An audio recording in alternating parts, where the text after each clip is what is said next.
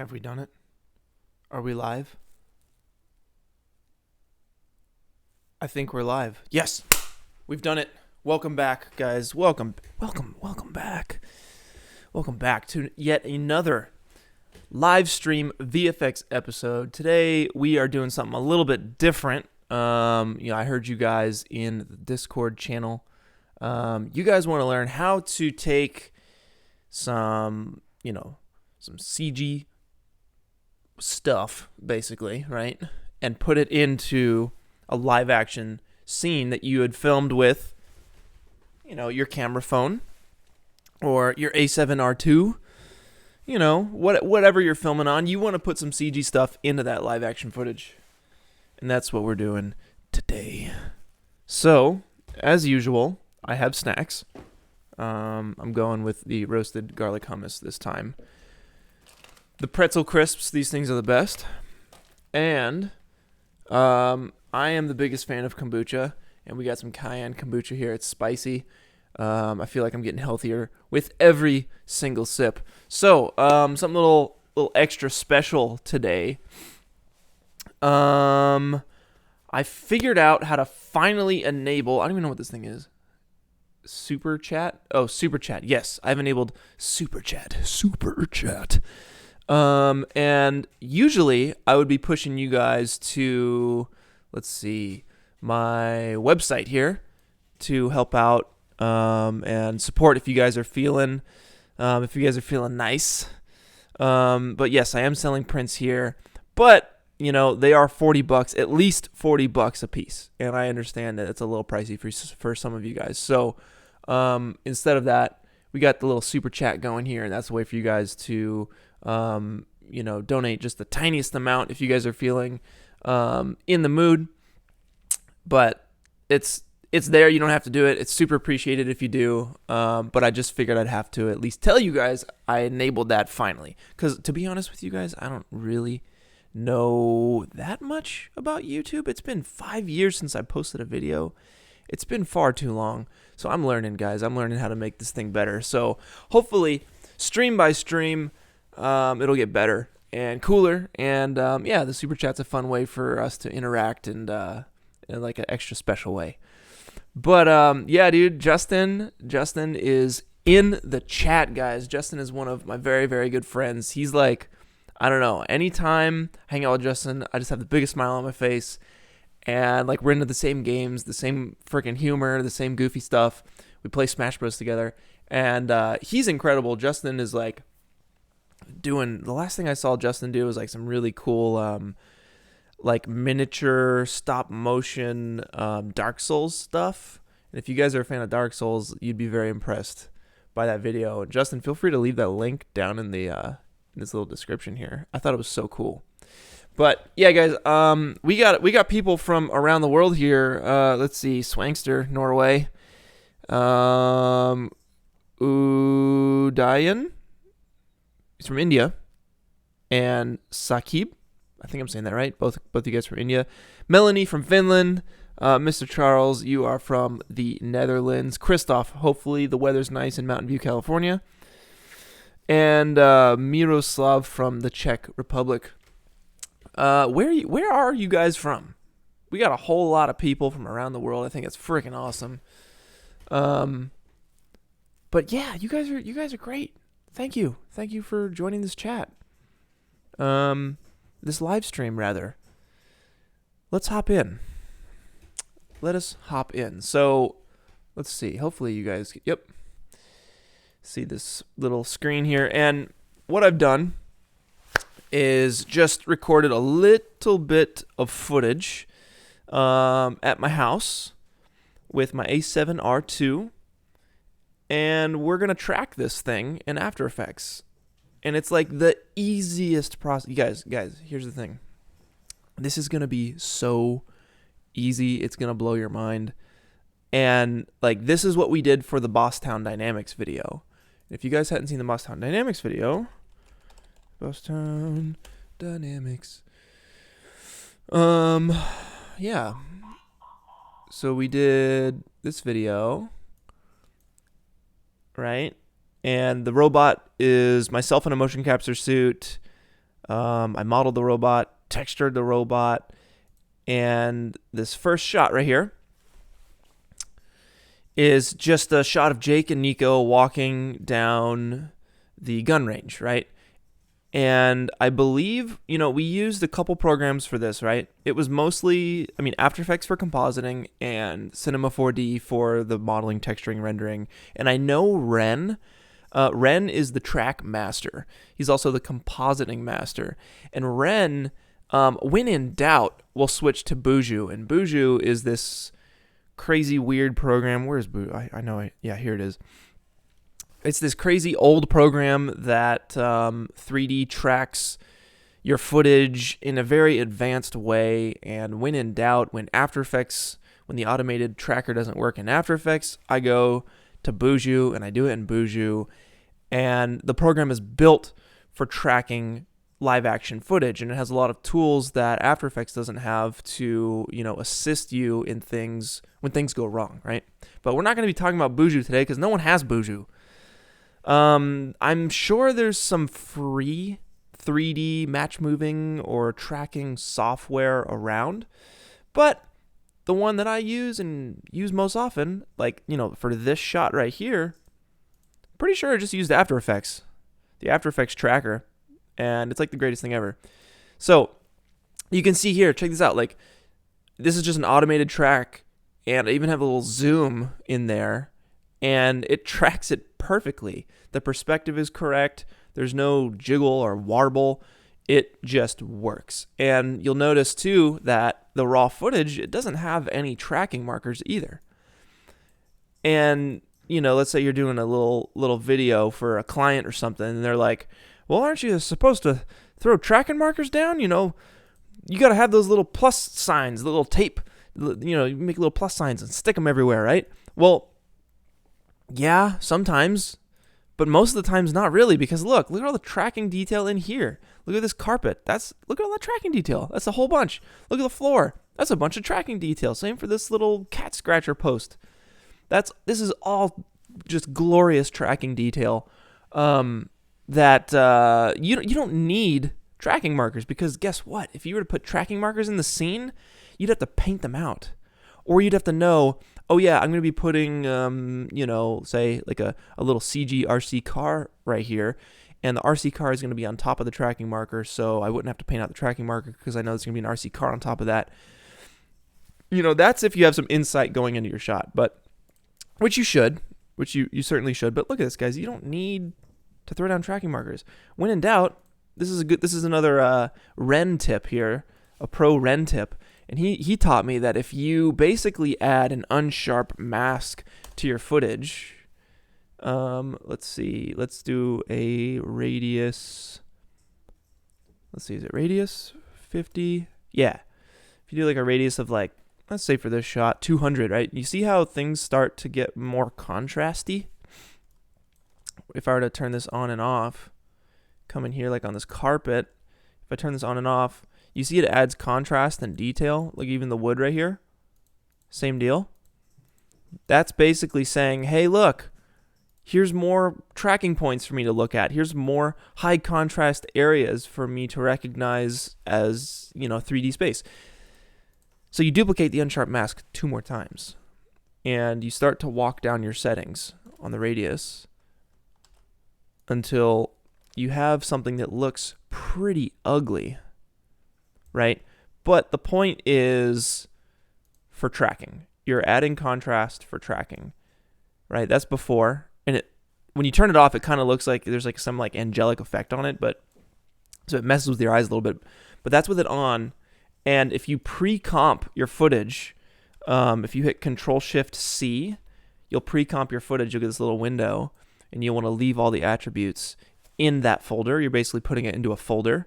Then you run your 3D tracker. Oh, I'm sorry. I got that wrong. You're going to want to move all the attributes into the new composition. And that moves all the effects, like your unsharp mask, into the composition. And once you have that, then you can run the 3D tracker on top of your pre-comp here. And just for you guys who forget the Control-Shift-C hotkey, which, learn those hotkeys, because that's how you're going to start blazing through these programs. But if you go up to layer and at the bottom you got pre-compose, and that'll just put it into a folder. So I didn't even need to add the unsharp mask to track this footage. It just worked. So I'll do it with you guys. Let's delete it. And we got our raw footage here. All right. All you need to do is go to, well, there's a couple ways to do this, right? Because that's another thing we learned is there's like a million ways to do, one thing, which can be confusing at times, but also it's great. It adds a little bit to the character, of how you go about your VFX.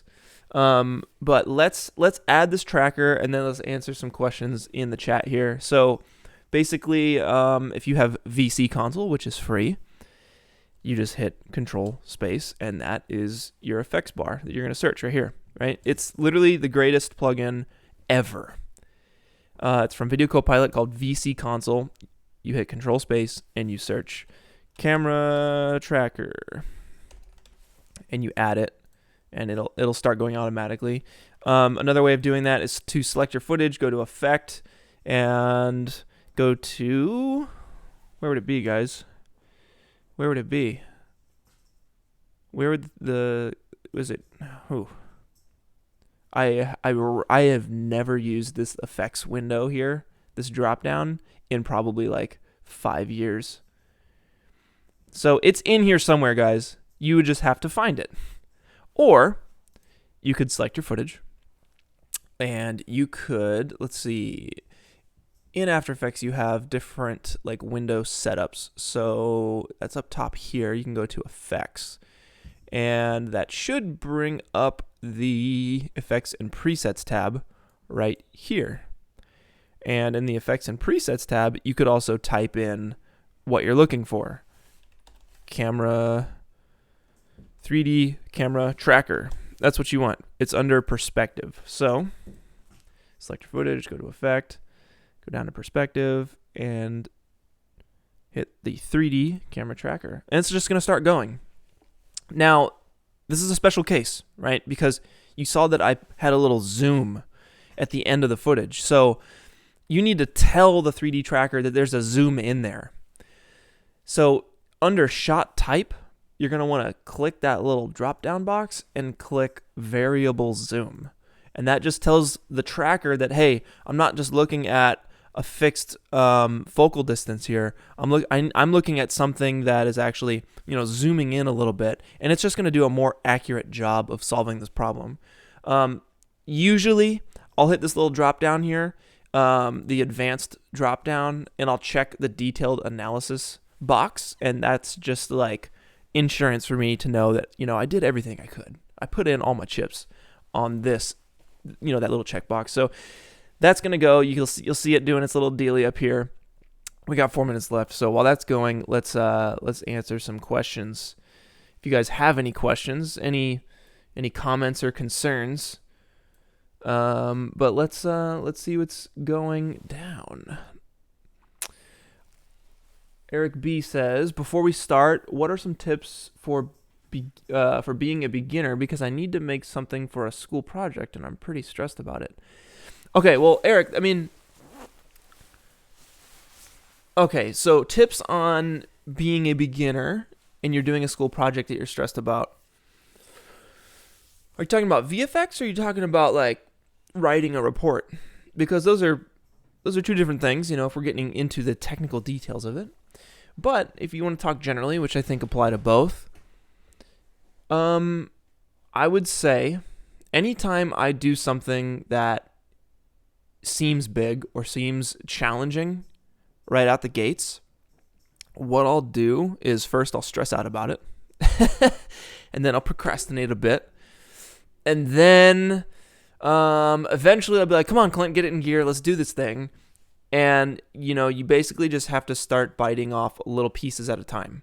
You're not going to be able to run a full marathon just right out the gates. You're going to have to bite off little pieces and practice for it, right? So What puts me at ease is hopping into a project that seems daunting, just putting in an hour a day or an hour in the evening or an hour in the morning, and I'll chip away at it. Like my website, right? I knew I wanted to sell prints, and I knew I wanted to have a place that I could, post all my photography work that wasn't Instagram. And it was very daunting for me because I had never made a website before. And I was like, well, what do I do? And, after stressing out about it and freaking out and not really knowing what to do, I was just like, you know what? I'll just dedicate an hour of my time this morning to Google searching how to make a website. And that eventually led me down to, the next day where I spent the next hour. And I had a little bit more information from the first day. So just baby steps, bite off small pieces, work at it every day. Because if you don't work at it every day, eventually you get to the point where it's due and now you're really stressed out. But dude, use Google, man. Google's the best. It will answer lots of questions you may have. All right, we got Michael from Germany. Welcome. Brody from Canada. I'm a big Canada fan. I've been there a few times. I really love it. Welcome. Akeem from Russia. Thank you. Mendo Studios from Nigeria. Dude, this is awesome. You guys are everywhere. Lived in Burbank. Ksin228 lived in Burbank for a bit, working in film, but moved to Florida. Welcome.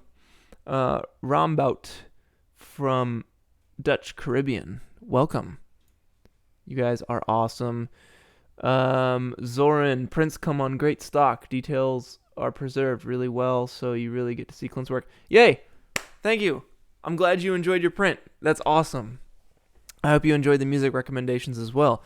Santosh from India. We got someone, Zoran from Virginia. Spellgruppen from Sweden. This is awesome, guys. Sven from Germany.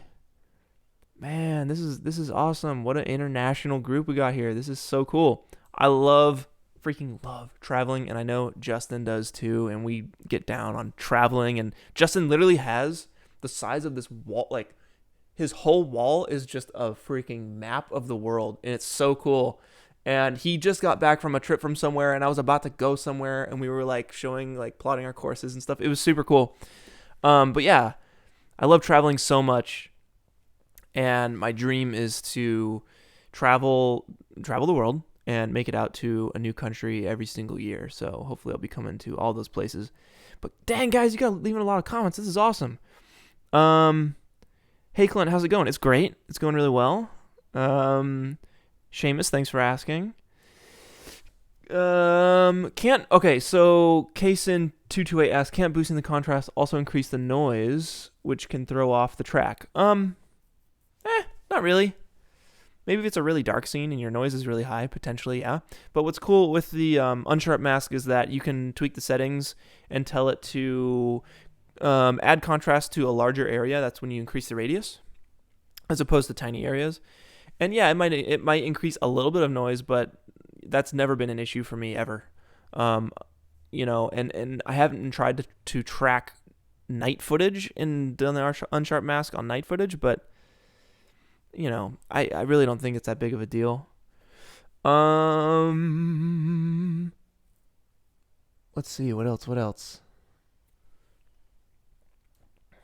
I'm trying to read all these comments. There's so many. I really appreciate you guys. Does After Effects require information about the camera to do 3D tracking? It does not. But, like I said about that zoom, technically, yeah, that's information about, that's not information about the camera, it's information about the shot. You can add, you can specify your angle of view, and if you shot at a 24, you can say, I shot it at a 24. And I think that will always help the program to, solve the track a little bit better. But most of the time it's not really needed. This thing works really fast and it's pretty strong. All right.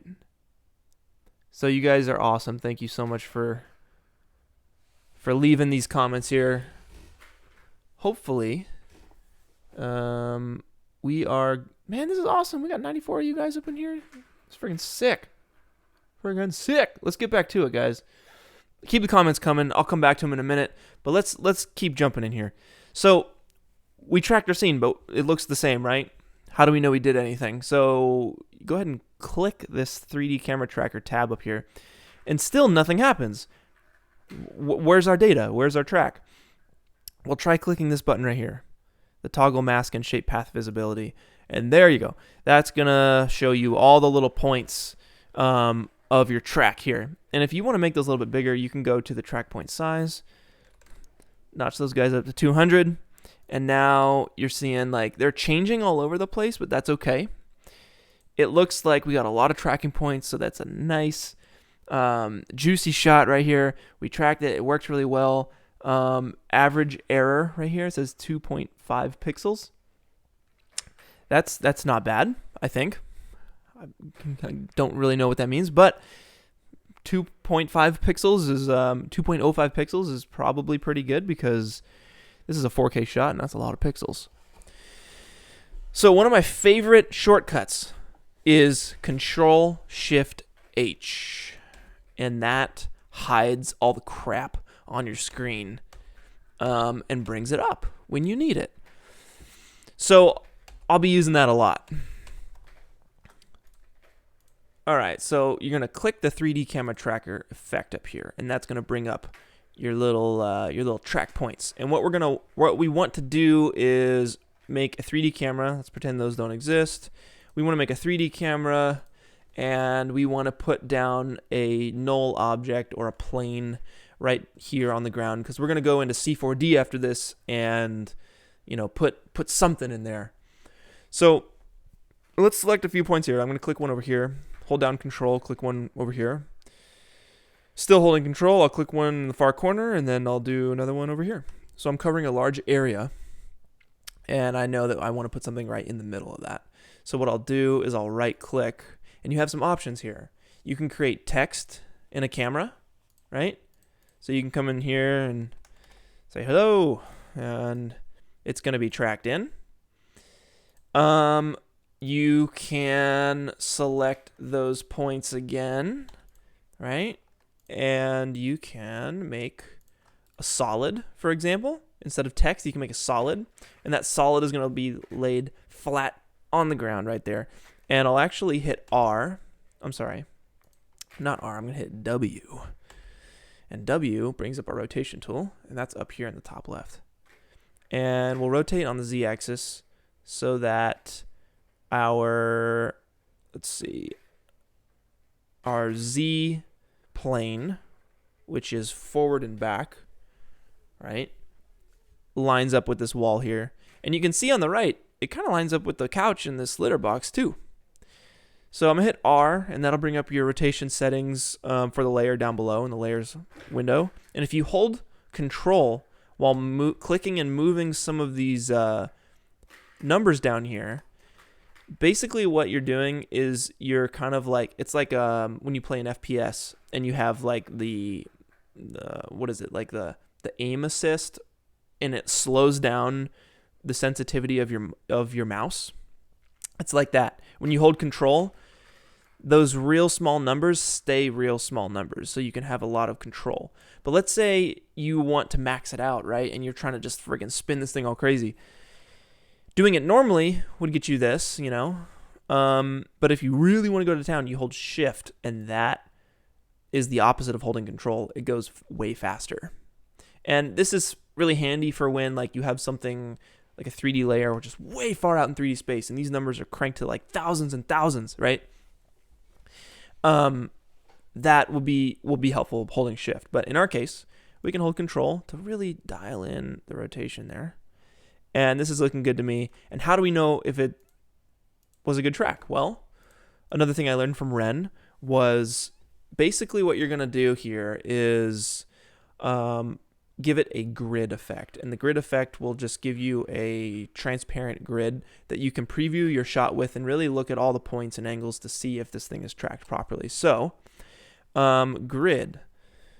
Where would the grid be?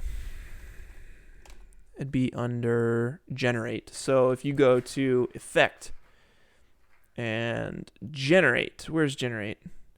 Where are you, Generate? Oh my, this is so embarrassing, guys. I don't use this window. Generate, there you are. And you can go down to Grid. and it adds a grid. Let's take the border up to like 25 so we can really see what's going on. Make sure you guys save your work. My goodness. Save your work. Save your work. Let's do a little preview. Answer some questions here. How's everybody doing? What films am I looking forward to this year? Christopher Nolan's new film. I'm actually really excited for that. I hadn't seen a trailer, but I like to keep it that way. I like to be surprised, not know what I'm getting into. I don't know. Is David Fincher making a movie this year? I hope so. He's one of my favorite directors. Other than that, like, I don't know, man. Like, I'm not really an Avengers fan or Marvel or superhero fan, so I can't say I'm looking forward to any of those. David, welcome. Better late than never, dude. Do you measure your scene for match moving work, or do you have to find other ways to scale? So what David's asking is, do you have to bust out the measuring tape, you know? And usually, no, we don't do that. But for Bosstown Dynamics, we did. So basically, for the first one, let's see if I can pull up the first one here.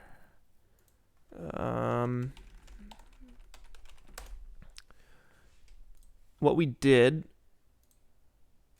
was we measured this room here, this loading dock. And Ren measured the whole thing, and Ren modeled this loading dock in 3D. So it was actually like perfectly accurate down to the inch, right? And the reason we did that is because we knew we had to track the scene to add the robot in, right?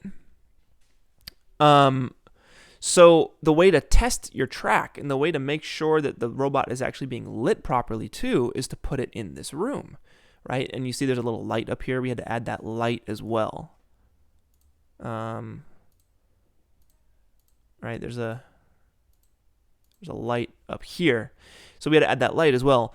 And it was very important that we modeled this room down to the exact measurements because one for lighting and two for camera tracking. We had to make sure that our track was perfect, and we would reference it. We would essentially like put it up against the footage with the CG room, and if the two of those lined up perfectly, then we knew we were set. But in this case, no, I don't need to bust out any measurements or anything. It's just working.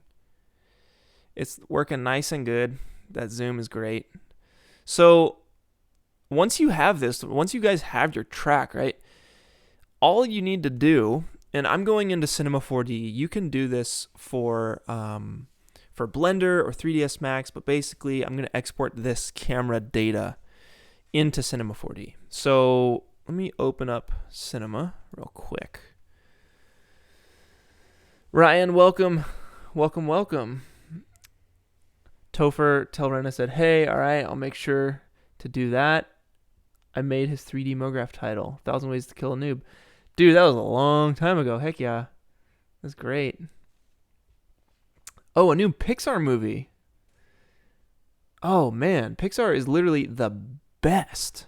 The absolute best. They are the kings of story. I'm amped for that. Heck yeah. Super amped for that. All right. Let's see. Let us see. How do I feel about, Joshua asks how I feel about 1917 winning Best VFX. Sure. Yeah. They worked really hard on it. I thought it was an awesome movie too. Okay. So, luckily, for those of us using After Effects and Cinema 4D, Cinema 4D and After Effects communicate really well together. So all you need to do, and this is pretty nuts, all you need to do is go to File, Export, Maxon Cinema 4D Exporter. And let's see, it's basically saying 2D layers will not be found, such as the footage. Hit OK, and let's save that. Where do we want to save that? Doesn't matter. Of course it matters, guys. Because you got to stay organized.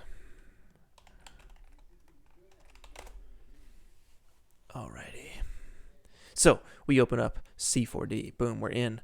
And how do we import it? Well, you're going to go File, Open, and you're going to navigate to the folder that you just saved, that After Effects export, and you're going to open it. And would you look at this?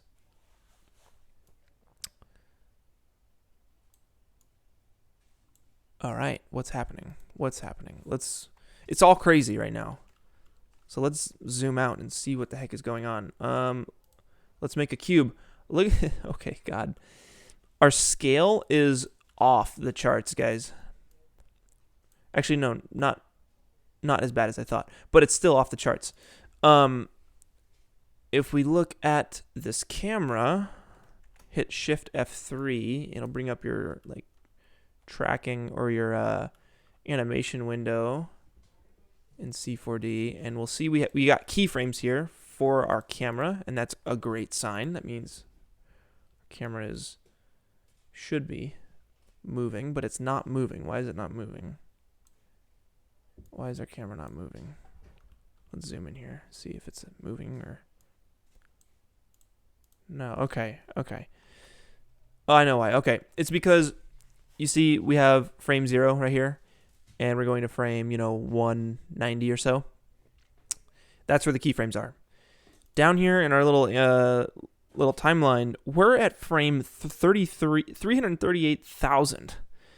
So that's not chill.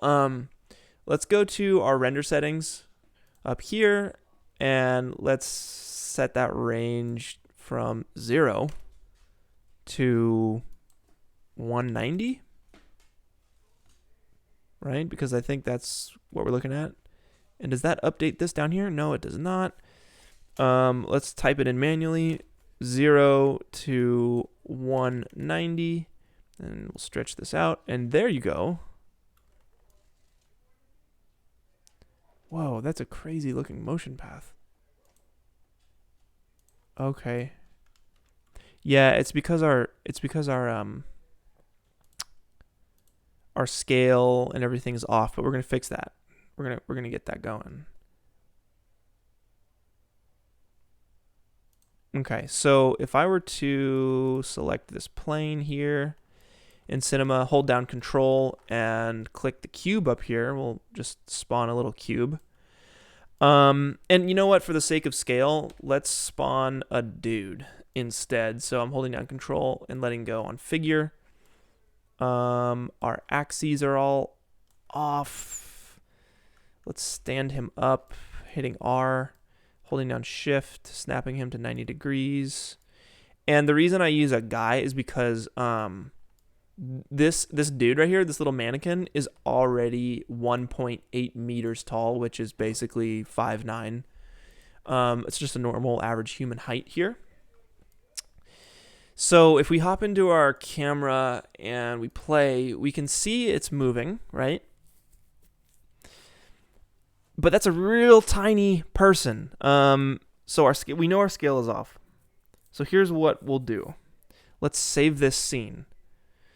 And it's saying it's an older version. Sure, saving it as the new version.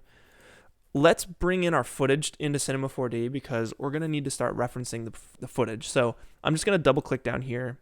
And we need to go back to After Effects, solo our footage layer.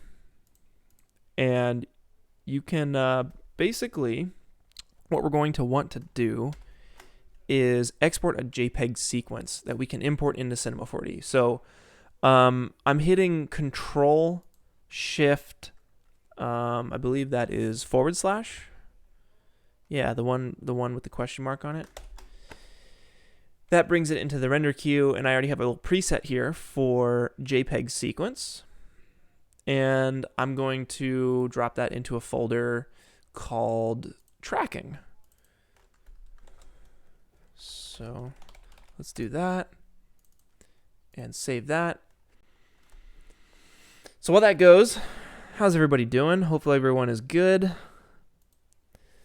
Is everyone following along? Do you guys have After Effects and C4D, or are you guys following along with like Blender and After Effects right now?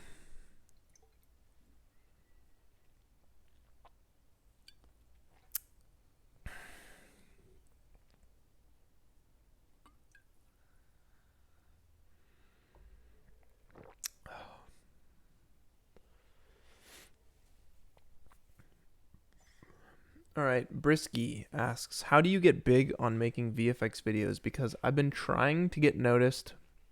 I made an Instagram and everything, and I feel like I'm not going anywhere. Totally.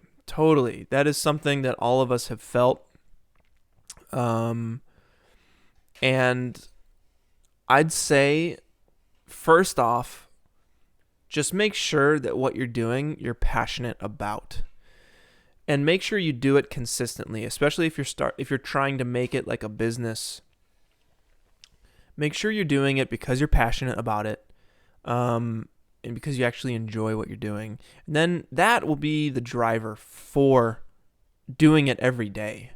And, Beeple, if you guys don't know Beeple, but look him up on Instagram. It's Beeple_crap is his name. And he posts a new render using Cinema 4D and Octane every single day. And you know how long he's been doing it for? He's been doing it for 11 years. Every single day, has not missed a day. 11 years, despite having a job. Now, this is his full-time job now. He travels the world doing this. But people didn't know about Beeple until like last year, or like 2 or 3 years ago. So it took Beeple like 9 years to get to that level. And the only reason, I can't say the only reason, but it's because he was passionate about it. That's what drove him to continue doing it. So, Brisky, I would say keep it up. Make sure that you're learning, and you can't rush things. You cannot rush things. All of us are very used to getting what we want basically as fast as possible. We're very used to immediate gratification with the internet, with Amazon, with social media. Everything we have is literally at our fingertips, right? But when you're trying to get good at something, it's not that easy. It takes a lot longer. And more reason for you to just be patient with it. Because let's say you give up, right? Not because it was hard, but because, you were down about it not being successful. Then what does that mean for the future? Would you give up every time you try something and it doesn't work the first? I don't know how long you've been doing this. I'm just using this as a general example.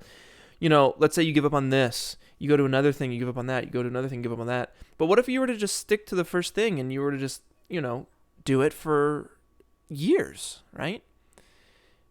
Eventually, it's going to pop off. Like the Joe Rogan podcast, he said he was doing that for 10 years just because it was fun and he was talking with his buddies about it. Or talking with his buddies about, different stuff. And it didn't pop off until recently. It's because he stuck with it. And there's actually, if you guys are down or interested in any sort of books on this kind of stuff, something that I really, really, really loved and that helped me a lot and explained this idea of you get good at something, right? And then you plateau. And then most people drop off and they give it up. You get super into golf. You get all the golf clubs. You get a golf cart. You get a freaking club membership. And you're playing golf for like a few months, right? And then all of a sudden you're just like, golf. You drop off, right? I mean, that's fine. That's fine. But if you're really trying to get good at golf, it's not fine because you fell off the map. You have to be okay with plateauing and staying at this level. And eventually, you're going to see a little bit of that. It might be a little bit, but you're going to see a little bit of that, right? And then eventually, you're going to plateau again, and then you might see a little bit more. And you're going to plateau again for a while, maybe for a year. and then you're going to see a little bit more. And you're going to plateau, and you're going to keep rising and rising and rising. But it's going to be slow, and it's going to be over a long period of time. Just know that that's normal. That's super okay. And it is the only way to get good at something, is to stick to it and be persistent. So the book is called Mastery. I'll pull it up for you. And it's a short read. Not the book by Robert Greene. Or wait, no, is it the book by... Hold on. There's two books called Mastery.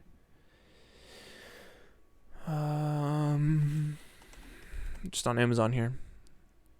2 seconds.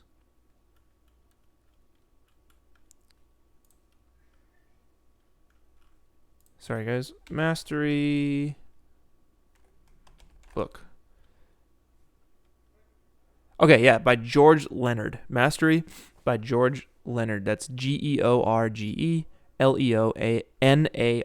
George Leonard. Mastery, the keys to success in long-term fulfillment. It's a good one. It is a really good one. It can be applied to literally everything. So don't get down. Stick with it, okay? Let's jump back in. So we're in Cinema. We have our JPEG sequence exported. Let's open up that material that we just made. And for those of you guys who are just joining, we're basically adding cool 3D stuff into live action footage, right? So we got the shot, and we want to add some cool stuff to it, right? So we just tracked it in After Effects. Now we're in Cinema 4D, and we have our camera track here. So how do we make sure the camera track lines up with the footage? How do we check it, right? That's what we're doing now. So I'm going to double click down here in the little materials window. Double click on that, and this is going to be super simple. Basically what you want to do is drag your... sorry, I'm navigating to the folder here.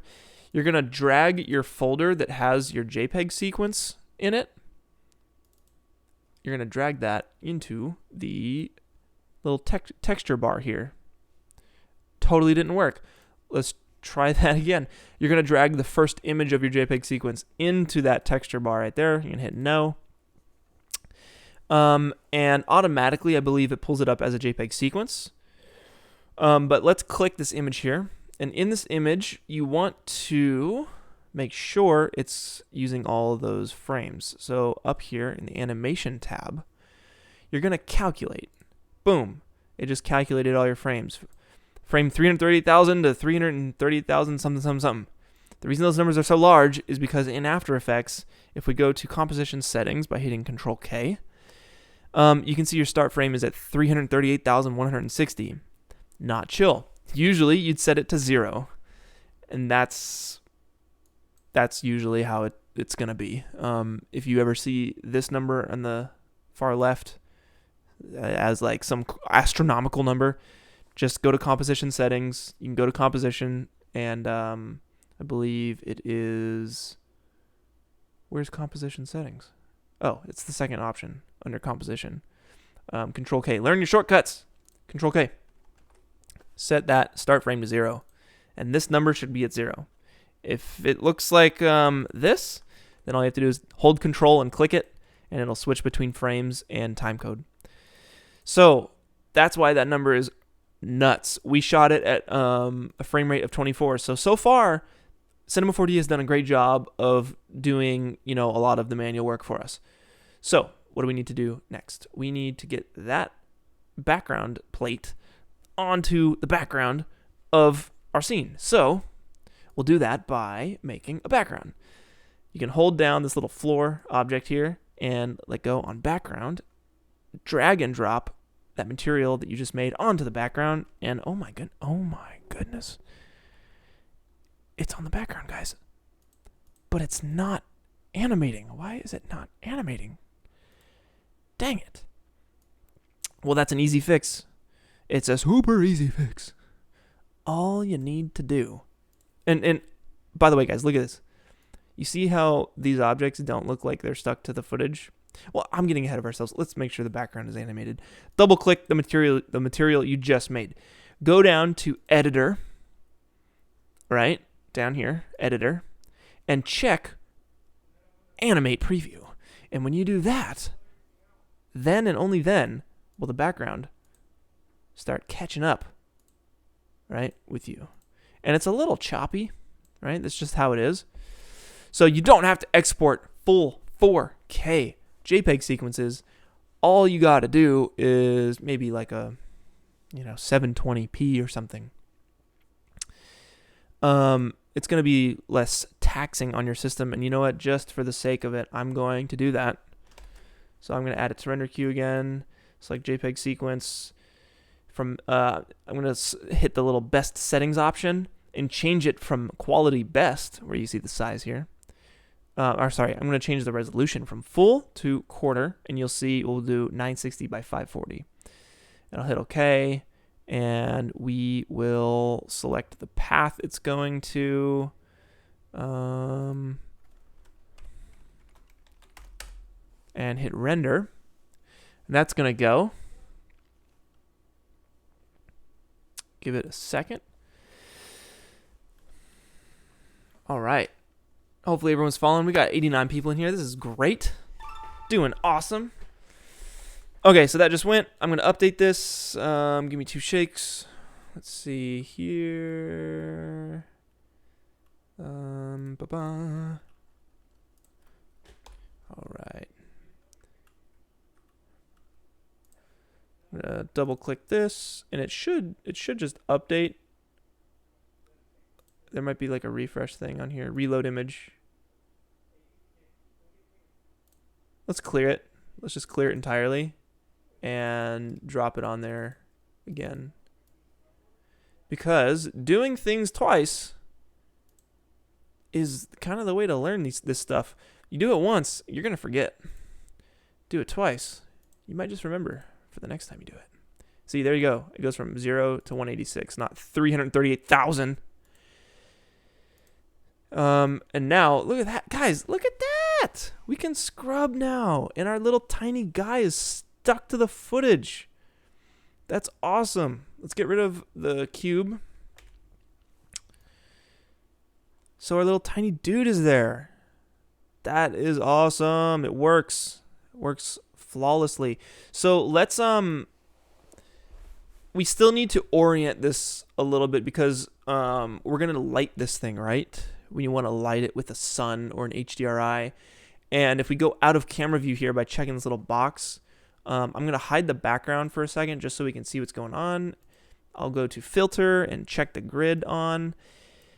And you guys can see that the camera is starting like just flat pointed straight out to the horizon, which is not the case. If we look at our footage, we can guesstimate that I am angled down at the ground. So that's how the camera should start, angled down at the ground. And I'm also not,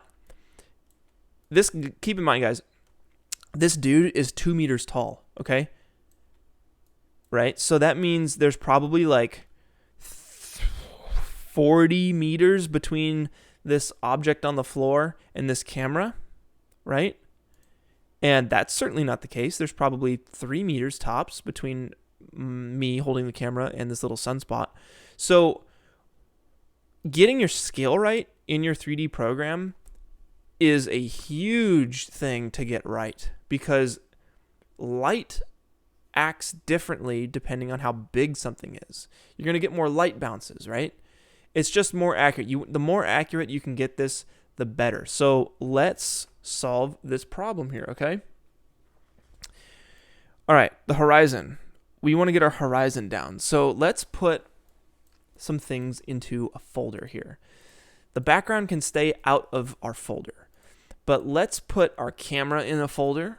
Let's put this plane in a folder, and let's actually make a plane that makes sense for how big these things are. So I'm gonna just put this dude on a plane, and this plane is 4 meters. Let's see, 4 meters by 4 meters, I believe. It's a really cool tip here in cinema that my buddy Spencer told me about was if you type 1 meter, it will convert it for you. If you want it to be 5 inches, it will convert it for you. So freaking cool. Blew my mind.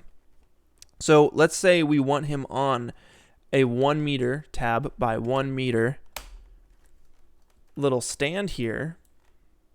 Our dude is, let's see, is that right? Why does that seem tiny? If I make a cube and say the cube is 1 meter by 1 meter by 1 meter. Yeah, no, that's right. Yeah, it's just shy of 2 meters.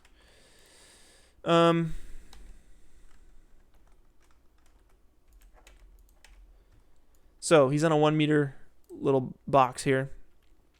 3 feet, right, by 3 feet. So we have him, we have the plane, and we have the camera all in a null object right here. We'll just call this scene. Yeah, we'll call that scene. And we're going to want to rotate our scene until it matches a reasonable size here. So let's see. If we scale this down, we hit T and scale it down, and then hit play, it should, let's see, it should scale with the footage here. Yeah. All right, so this guy, we know one thing, right? What do we know? We know that this guy needs to be on the ground. It needs to be flat on the ground. So let's see here. We're going to want to rotate this dude around. Right, so we'll go into our side view and we'll just get it so that the plane is like flat on the ground. And the reason I'm not moving the anchor point to the guy is because I don't think it would work. It has something to do with the keyframes in the camera. It won't let you do it. I don't think so. Yeah, you see how it moves the camera when I do that? Actually, but is that big of a deal? Yeah, you see how it moved the camera, but yeah, we can't do that. Because as soon as you move the camera, it screws up the whole track. So that's why I'm not moving the anchor point and rotating it around that guy. It just has to be done from here, unfortunately. So we're going to zoom in and line it up so that this is flat and he's on the ground. And you can see the camera is coming at it from that higher angle, which is totally what we want. So I'm just going to make sure he's flat from all sides. It needs to be angled a little bit more like this. Awesome. And I'm going to zoom in here. Yep, that looks good. So it looks like he is now officially standing on flat ground. Fantastic. Let's see if we can get him on the origin.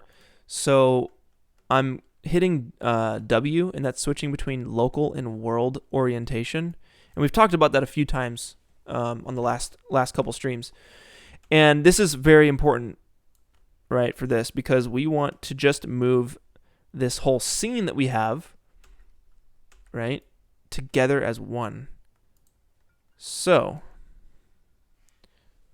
let's go up to our top view, and we want to move it so our dude is right at the origin right there. Okay, check. And he's a little tall, so we're going to move it down. We'll go to our side view and make sure that he is sitting right there. Boom. Right on the origin. So when we go into our camera view, you know, we're right over top this dude. And we'll toggle our background back on, and you can see, now you can see our grid is more appropriate to our scene. And we'll even rotate it, right? So we'll rotate the scene here so that our grid kind of matches up with the flooring, right? And everything. Then you want to try and get these lines to go the right way. And that makes sense to me. Right? It's a little off. It's a little off, you know, like you probably want to rotate it like that so you can get your, that feels better. But you see, once we did that, and we go out of camera view, we hide our background, we come in here, and you'll see that the dude is kind of like rotated a little bit again. So for that, I think what we'll do is, let's see, probably just rotate them back. But you guys get the idea, right? You see how this is getting closer? And I'm just trying to line up the grid with these wood slats here.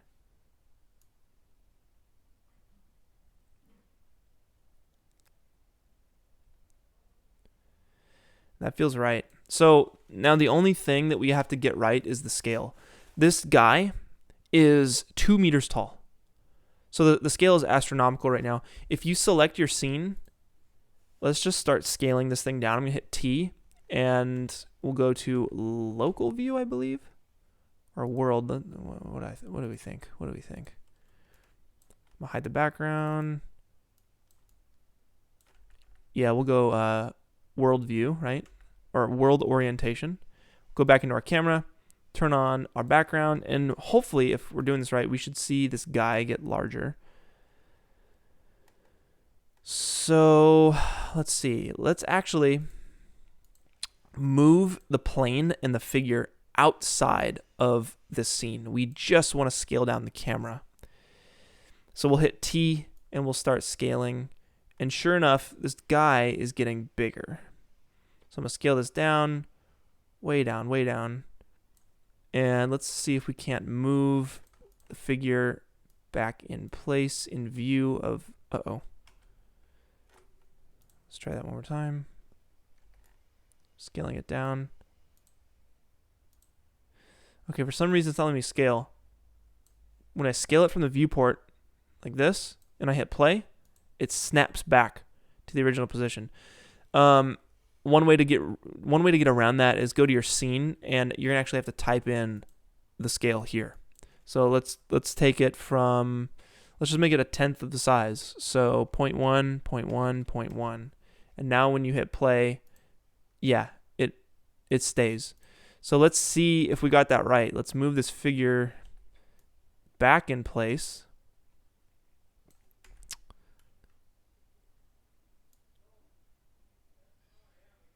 And how do we know when he's on the ground?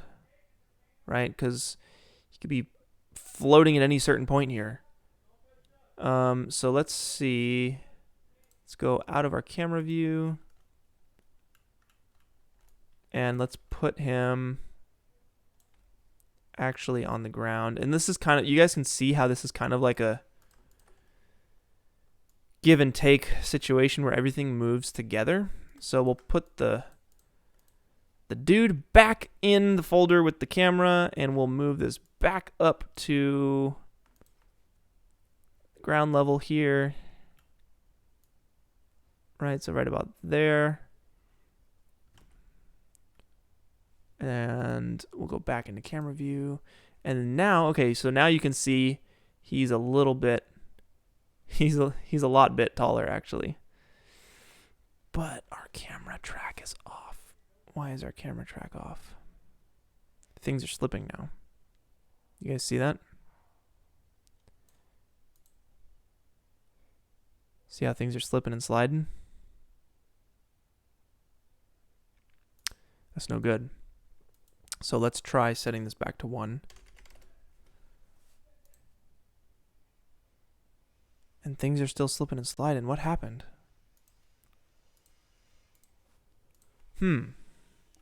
Problem solving. This is the best part of VFX. I'm going to need to bust out the chips and the hummus for this one. Oh, what up, C Mike? Dude, C Mike's up in here? Everyone say hello to Carmichael. Carmike, I miss you, man. Hope you're doing well.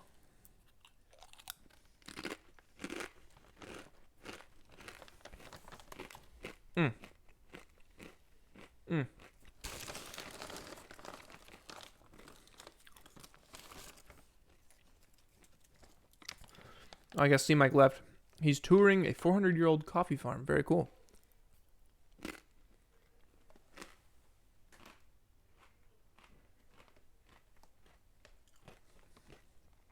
All right, so someone's got a Japanese name in the chat here. Currently, I'm learning Japanese. So this is very exciting for me. Looks like it says Dana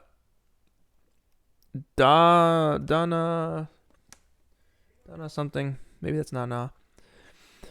I'm learning my katakana, my hiragana. You know, I'm working at it.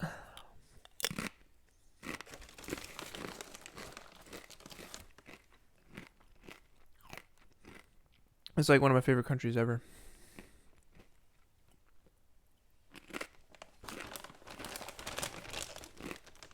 All right. Let's hop back in, guys.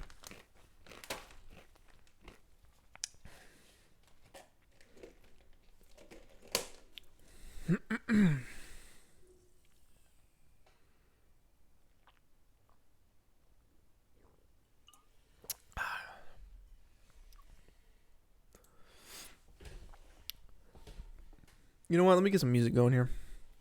Just for me, though, because I can't monetize these things without the music. Let's see. What do we want to jam out to today? I'm going to do that ambient playlist. Most of you guys know I got that ambient for VFX playlist. It's in the description of this video here. Little Spotify action for you guys.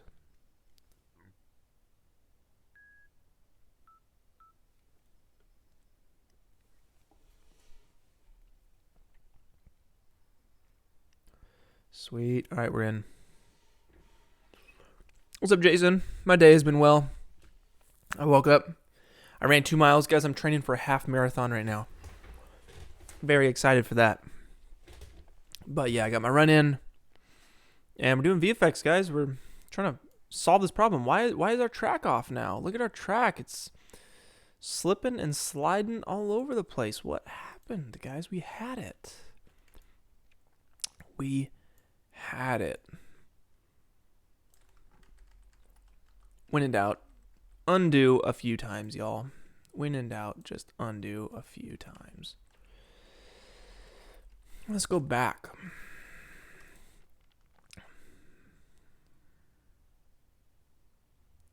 Maybe it's sliding here, too.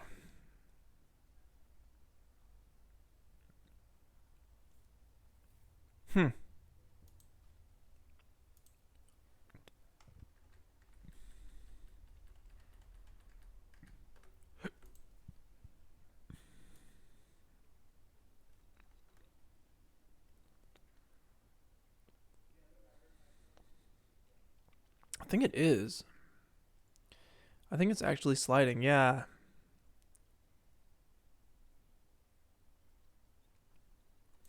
Okay. So maybe this is something in After Effects where we need to normalize our scene. And man, Ren is so good at this. This is when you need Ren on the stream to help out. And Natalie, what's up, Natalie? How's it going? Man, everyone's joining in. This is awesome. Thank you guys. I really appreciate you guys. Natalie, we're trying to troubleshoot little 3D track situation here. So it's looking pretty good here in After Effects, but as soon as I bring it into C4D, it appears to be working. But I think there's some slipping and or sliding going on here with the track. So I could cheat. You know, and just track this in Cinema 4D. And it's like the easiest thing ever. It's extra easy. And I might do that. You know, I might just do that. But let's just give this another 5 minutes. And if we can't figure it out in 5 minutes, we'll track it in C4D. So here's what I'm going to do. I'm going to do the surefire method here. I'm going to add those unsharp masks to this footage, okay? And we're going to get this thing nice and contrasty. So there's a lot of detail to track here, okay? I'm going to pre-comp this, Control-Shift-C, and move all attributes into the new composition. Great. I'm going to add the 3D camera tracker. I'm going to tell it it's a variable zoom because we are zooming in. I'm going to check that advanced tab, the detail analysis tab, because, you know, why not? And we are going to say this is a mostly flat scene. That's what we'll say. It's a mostly flat scene. So we're going to give it as much info as possible. Sheriff or Sheriff, sweet name. You actually, there's a little bit of frame rate. You bring up frame rate. Okay, so this frame rate here is 23,976. And I'm looking at that through the composition settings. Hit Control K to bring that up, 23,976.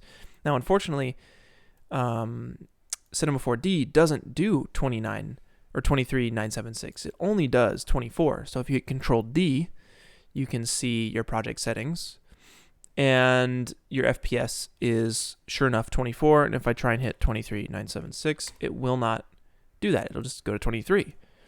Usually in the past, that has not been an issue for me. But let's give this another shot here. It's going along here. We got 2 more minutes on this thing.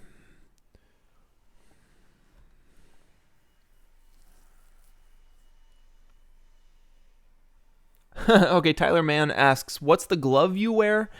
And what's the green thing on my ears?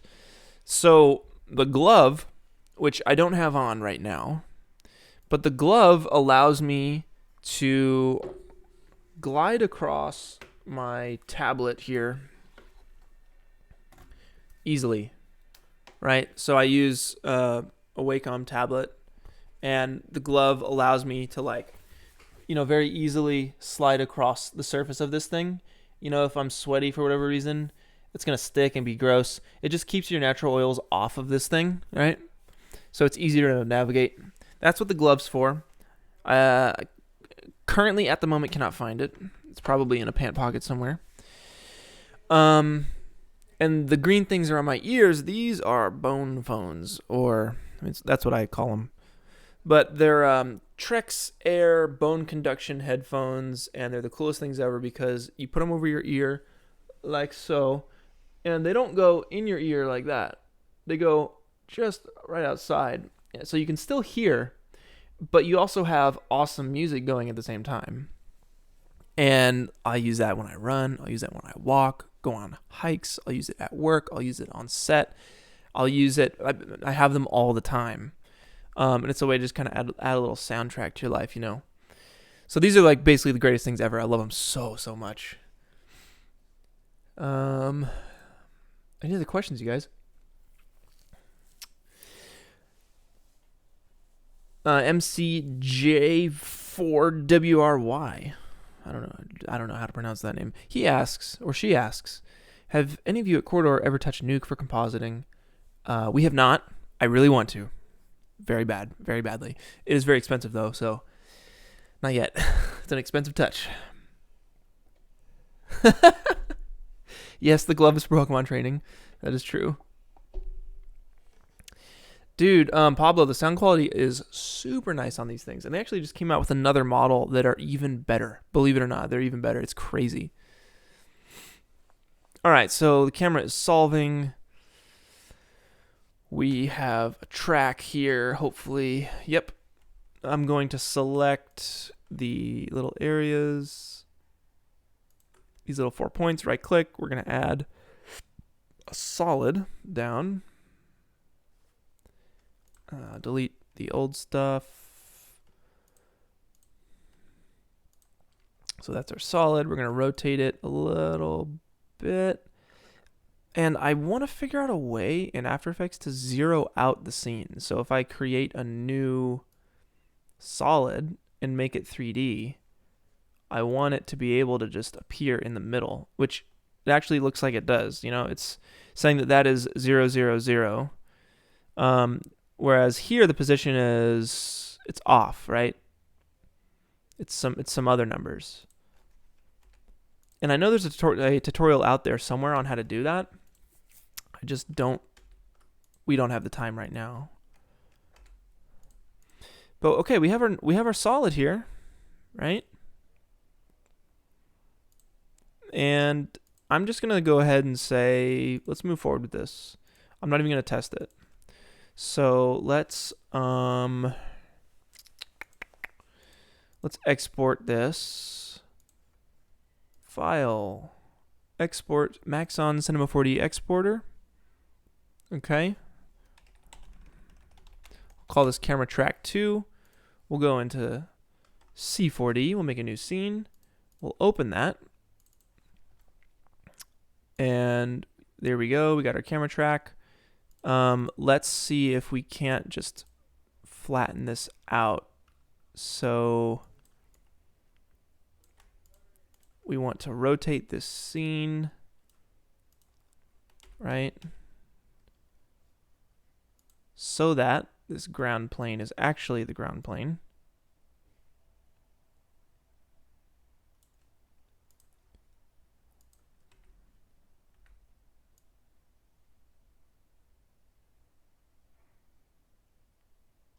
Something like that.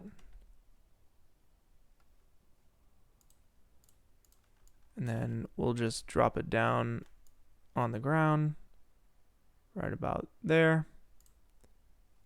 We'll add a dude. And okay, it looks normal, but you know, it really comes down to this, where we throw in our background here. So I'll drop that in, I'll hit no, I'll come in here, I'll go to the animation tab, calculate that, go to editor, check animate preview, and this is the third time we're doing this, so we're learning even more. We're ingraining all this stuff. We're gonna make a background. Let's do that. Click the little floor tab, add the background, drop your material onto there. And let's hide the plane for a second. And let's just see if this is working. It looks to be working. Yes, it looks to be working.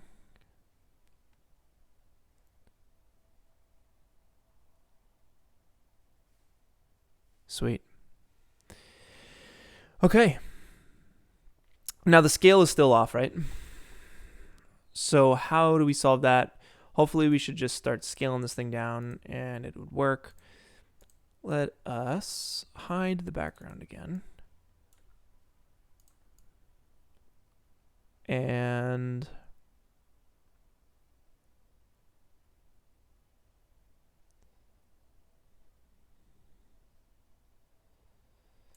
let's see. Let's scale everything. Let's scale the scene down.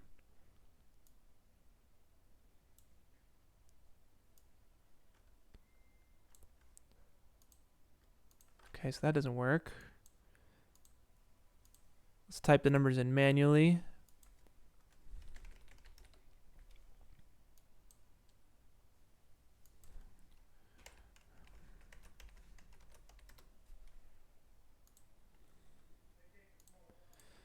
All right, and then let's just move this thing back into place here.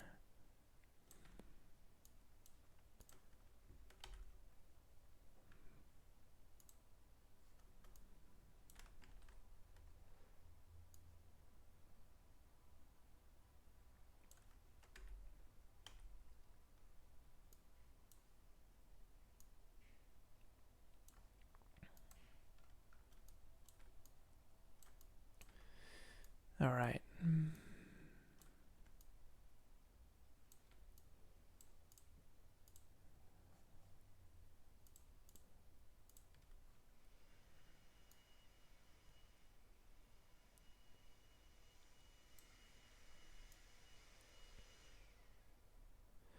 There you go, guys. I think it works. So the unsharp mask helped with the track a little bit more, gave it more stuff to track. I think it made it a bit more accurate.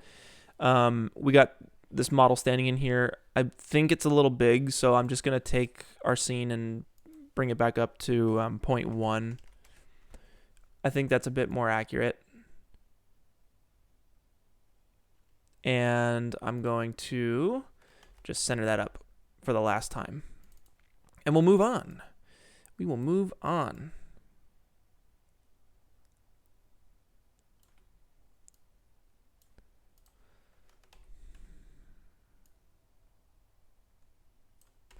Is everybody following along? Does this make sense to everybody?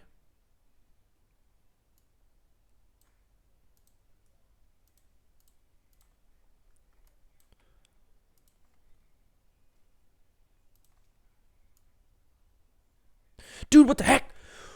What the heck? It's sliding again. Why? Why is it sliding? Oh,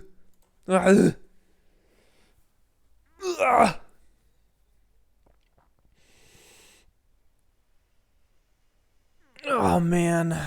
Why? Y'all, this is it, man. This is VFX for you.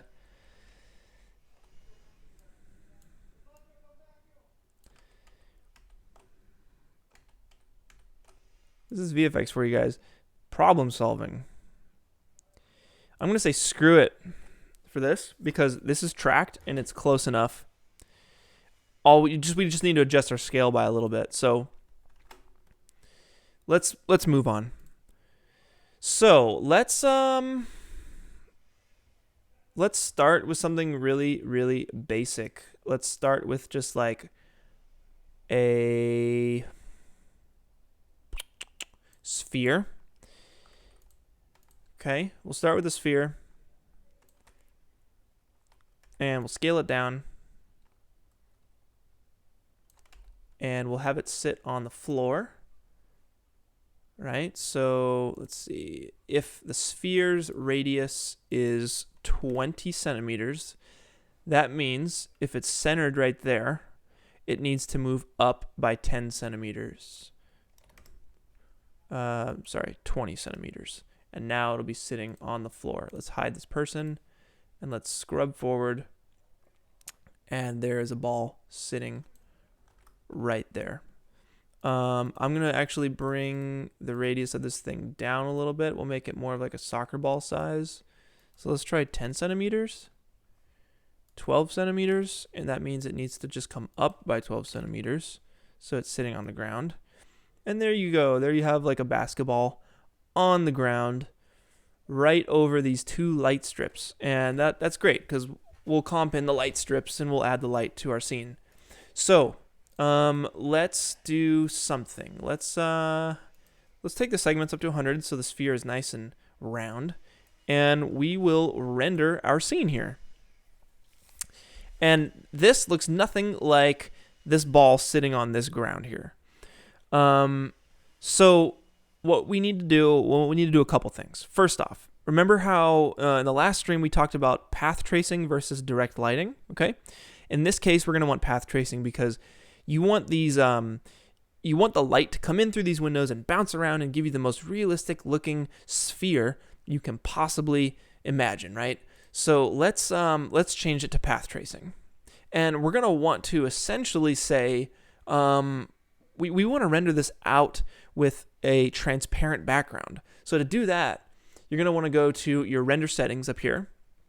And I totally lied. You're going to want to go to your Octane settings because that's what we're using to render is Octane today. We'll go to Octane settings and we'll scroll down just a little bit and we will check alpha channel. And you can see already we're seeing our background. And if you, you're going to also want to check keep environment. So there you go. You can see this gray blob sitting on top of the floor here. Now, instead of a gray blob, let's get something a lot cooler. Let's go to megascans.se. Oh, this is awesome, man. What a great website. They actually, oh my God. Guys, I think they updated their website. Oh my God, guys, they updated their website. Oh. Guys, this is my favorite website of all time. Oh. Oh, man. So many assets. So many cool things. Do we want to do a carrot? Do we just want to do like a pile of carrots on the ground? Turnips and carrots? Just piles of turnips and carrots? Or do we want to do like, I don't know, pears? We could do gourds. We could do carrots and gourds. What do you guys think? We could do carrots, gourds, and pomegranates. We can put an urn on the ground. We can put a bucket, an old wooden bucket on the ground. I don't think it matters, really. I don't think it matters too much. I could just spend hours on this website, guys. Oh, an old wooden chest. A cat. See, now, we could do a cat, but that would just take a little bit more time than we all have here today. A wooden barrel. No, it's a little tall for the camera angle we have. Cabbage. Any cabbage? Let's do a cabbage search. Cabbage. Yo, we got cabbage. Trending assets. Yo, this cabbage is trending right here. We can do the trending cabbage. If you guys are down for that. Anything else? A Buddha. Is Buddha booty an option? Did I spell that right? Buddha. Sorry, there's no Buddha. Reflective aspects. Okay, reflective aspects would totally be sweet if we had an awesome HDRI image of my house, which I do not have. I'm sure we could fake it a little bit. You know what, guys? We're doing carrots. Carrots and cabbage. One. Let's get this. I'm gonna log in on the other screen so y'all don't steal my password. That would not be good at all. Okay, carrot. Downloading carrot. Guys, this is wonderful. I'm so amped. Okay, I'm so amped for this. Let's see. Let's save this to the right place, because you gotta save it to the right place. Vegetables.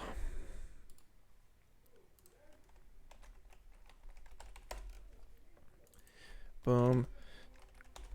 Be organized, guys. Be organized. Carrot. Boom. Got it. What else? Cabbage. Cabbage. We'll do cabbage too. Yes. Carrot. Cabbage. Boom. Okay. So I'm going to unpack these, right? And build out these assets real quick for you guys. This is the best part. Guys, we got the camera track done. We're going to get the lighting nice. And then we're going to add in these carrots and cabbage. Ooh, it's going to be so nice. Okay. New scene. It's cabbage time. Oh, it's cabbage time, guys. I lied. It's carrot time, guys. Look at that. That's a carrot right there. Look at that carrot. Boom. Okay, let's build this thing out. I'm going to make a glossy material, put it on our carrot. I'm also going to make a little HDRI scene so that we can, really just respect this carrot, treat it right. It needs to be treated right. What am I saying? I don't know what I'm saying. It needs to be lit properly. That's what I'm saying. Let's go in here and let's start building out this carrot. So we have our normal map, our roughness map, we have our ambient occlusion, and we have our color map. So we're going to drop all those into Octane. We're going to save our scene. Guys, please save your work. My goodness. Save your work, guys. And let's see. Our normal map. Watch this carrot transform. Watch this carrot transform. Look at the diffuse. Okay, that looks like something. Normal map. You see how the ridges got all up in there? But it's like still super glossy and weird looking, so you're going to add that roughness to it? Dude, that's a carrot. Look at that carrot. That's nice. For the sake of this, we'll do one more carrot here. Because this pack comes... Is it weird that I can taste carrots? I lied. It comes with one carrot, guys. It's just the one. All right. I'm sorry. I got your hopes up. Let's get our cabbage going. Let's see what the cabbage looks like. So we'll rename that to carrot. Let's drop in our cabbage. Make sure you save your scene. I'm on a roll now. Glossy material. Boom. Drag and drop. Render to the scene. Oh, let's take our HDRI sky from our carrot and we'll put it on the cabbage. Render that. Path tracing. Looking nice. Let's hop in here. And what do we want? Our roughness, our normal, our color. Those three is all we need. So we'll take our roughness, drop that in there. Take our normal map, drop it in there, and our color, boom, right in there. So now we got our cabbage, guys. We got our carrot. So let's drop them in the scene real quick. I'm gonna show you guys a really cool trip. What am I saying? I'm gonna show you guys a really cool trick. And it's the fastest way to get a pile of cabbage and carrots going. Hopefully you guys are all good. Everyone good in the chat? Thumbs ups all around. Everyone's still in on this? Okay. So I'm copying our cabbage. We're going to tab over to camera track 2. This is the scene we're doing. Boom, paste. There's the cabbage. Let's grab their carrot because we're trying to eat healthy these days. Camera track 2. Boom, paste the carrot. We got a carrot. Look at that. And it's kind of to scale too. That's the best part. So let's do something soups awesome right now, okay? Let's do something freaking sick right now. Here's what I want to do. I want a pile, just a pile of cabbage and carrots in the middle of the ground right here, right now. How do we do that? Well, you can place them manually like a freaking loser, or we can do it with physics. So let's do it with physics. Let's get out of the camera. And for whatever reason, guys, if you start moving the camera around here and it messes up your... Actually, it snaps right back. That's beautiful. Okay. No worries. Just make sure you're out of camera view. Hide your background because it's not chill to look at when you're just, you know, trying to enjoy yourself in 3D. And then also, let's take the camera and toggle the first little circle up here. Hit that once, turns green. Hit it twice, turns red, and that hides it in the viewer. So now we're just looking at the stuff we need to be looking at. Cleaning up the scene a little bit, right? So let's render this, right? And we'll get the lighting in a second, but let's build this pile of carrots and cabbage. So I'm going to pause that. We don't need the GPU. Okay, here's how we're going to do this. We're going to go to MoGraph, cloner, right? So now we have a cloner. We're going to drop our carrot and our cabbage into that cloner, all right? You can see how it's already starting to clone stuff. Go to the cloner, and under mode, change that to grid array. Now we have a grid of carrots and cabbage. This is fantastic. So what we're going to want to do here is basically just drop a whole bunch of carrots and cabbage down into a pile. And we'll do that by, you know what, let's go honeycomb array, just cause, all right? And it's way spread out, so we need to bring our width down to like, I don't know, 50 centimeters, 20 centimeters, 15 centimeters, and our height will be the same, 15 centimeters. So we have a wall of carrots and cabbage. Let's actually switch this back to grid array, okay? And let's just change everything to 15, 15, 15. We have this ball here. Let's go out 20, 20, 20. Try 40, 40, 40. We don't want anything touching, okay? Because that's going to really mess up the physics simulation. And just for clarity, we have a ground here, okay? And that's the ground we're going to be dropping it onto. So let's take our cloner and move it up, all right? Because we want this stuff to fall into place, okay? Everything looks way too uniform. So what we're going to do is, with your cloner selected, go to MoGraph Effector and use a random effector. The random effector is my favorite. We talked about it on the modeling stream, right? When we were building that tank and adding the little beams, we wanted them to be have a bit of randomness to them. For this, we're going to uncheck position. I think rotation is going to be the main deal. So we'll go 360 all around, and I'm just tabbing down, and that is looking sweet, okay? We can do position 2, 10 by 10. So things are moving around a little bit. Again, we just want to be very careful that nothing is touching, okay? And you can see how this is inside of that. When we hit the physics simulation, this is going to just blow up. We don't want that, okay? So let's go 5, 5, 5. And it looks like everything is separate and not touching, which is totally what we want. So if you want more of a carrot to cabbage ratio, all you need to do is go into your cloner here, and we have two things, right? In the cloner, we have a carrot and we have a cabbage. And it is splitting it up 50-50. So there's the exact amount of cabbages for the exact amount of carrots. Now, if you copy and paste the carrot and drop it into the cloner, it's going to give you, basically, for every one cabbage, you'll get 2 carrots, just like this.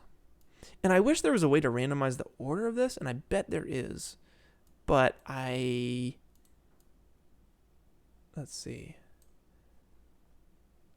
There might be like a step modifier or something. It might be some other modifier to randomize like how these things are placed in here. Maybe it's I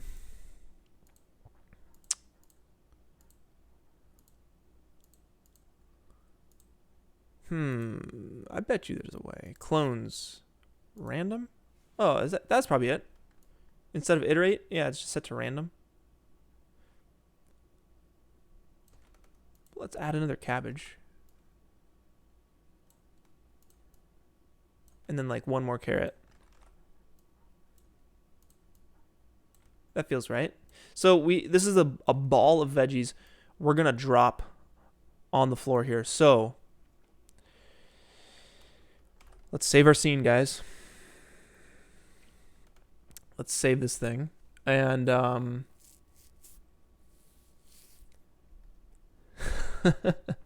you guys are awesome.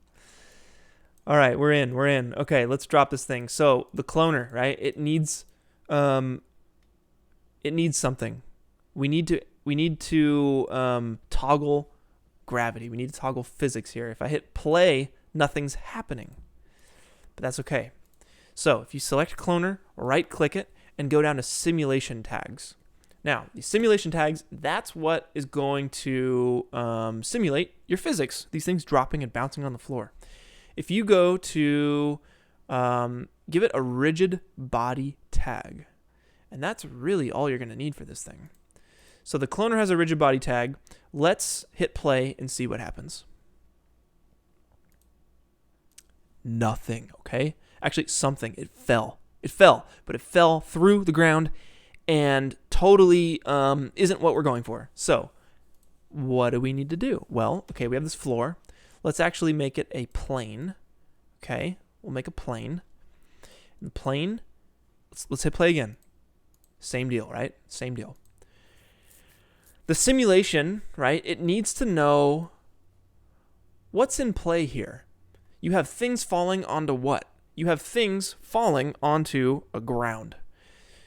And it's not recognizing the plane because it needs a tag. Just like our vegetables have a rigid body tag, the plane also needs a collider body. And the collider is basically saying, whatever has the collider body tag, it knows, okay, anything with rigid body or soft body physics, it's going to bounce off of the collider bodies, okay? So at play, and that's kind of working, right? But not really. Like if they were glued together with invisible toothpicks, this would be it. This would be the vibe, right? But totally not the vibe. It's basically the rigid body is just on the cloner, but the cloner has all these other objects inside. So how do we say, hey, rigid body tag, look at all the things inside of the cloner? And that's very simple. All you have to do is select the rigid body tag in C4D, and we'll go to collision, and the inherent tag and the individual elements, that's what we want, okay? So individual elements, let's just set it to all and see what happens. It worked, but like they're bouncing all crazy and stirring around all weird. So we need to fix that, okay? How are we gonna do that?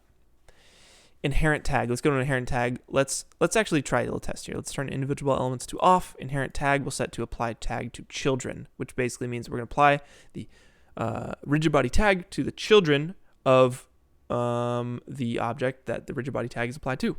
In this case, the carrots and the cabbage and all that stuff. So that's not working. Apply tag to children. Let's try compound collision shapes. What does that do? Same deal. Okay, so we're going to apply tag to the children, and we're going to set it to top level. Okay, that's working. That's basically, I think, as far as we're going to get with this. So I think what we're going to do here, let's see, is I think it's a physics issue, right? These things are bouncing all over the place, and like they're kind of jittery on the floor here.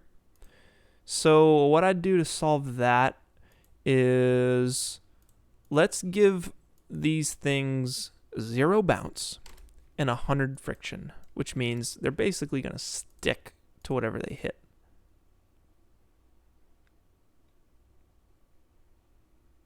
Okay, but we're still having some movement after the fact here. So I think now what we need to do is up the iterations in C4D. So I'm going to hit Control D, and we're going to go to Dynamics, the Dynamics tab, and we'll go to Expert, and it's basically saying, okay, we have five checks per frame. Every frame that goes by, there's like 5 instances where the gravity and the collisions are being checked. Let's up that to 15 and see if a more of like an eagle eye check. Instead of 5 times, we're going 15 checks to make sure things are nice and clean. Let's see what that does. Way better, way better, way better. Okay? Way better. That's it, guys. That's really it. We can go another level on this thing. Let's duplicate. Let's take our cloner, okay? Let's stack it instead of count 3 on the Y. Let's go count 6. And let's open it up a little bit. Move it up a little bit. And hit play again. And now we have even more on the floor here. I think that's great. So we'll go into our camera and we'll hide our plane. And we want to see if any of these carrots or cabbage is like going through the wall or something, right? So let's just like, that's great. We have carrots and cabbage down here. It's looking awesome. But we have this one carrot, this one cabbage that's going through the wall, which isn't chill. We definitely don't want that. Casey, thank you. I appreciate you, man. Thanks for stopping by. I'm glad that this is helping you guys out. I really do. Thank you so much. Thank you so much. I'm glad we're all learning together, spending time on our craft here and having a good time. Let's see. David, but the effects can be achieved with other tools. Just got to problem solve. Yes, problem solve. That's really what it is. A decent amount of motion graphics tools are not available in After Effects Cinema 4D Lite. Yeah, so After Effects does come with C4D Lite, which is pretty sweet. I've never used it, to be honest. But yeah, I mean, we just gotta, problem solve and figure out other cool, creative ways of doing so. But let's do a thing here. We actually need to build out the geometry of our scene, because if we're having physics happen here, we have a wall right here, right? So we want to put that wall in, because some of these carrots and cabbage might be hitting the wall and rolling up against the wall. So how do we do that? Well, let's get out of camera view real quick, and let's create a cube, move it over, and let's go back into camera view, and let's actually just see where this cube is landing here. I'm going to line it up with the carpet, go to local orientation, and it looks like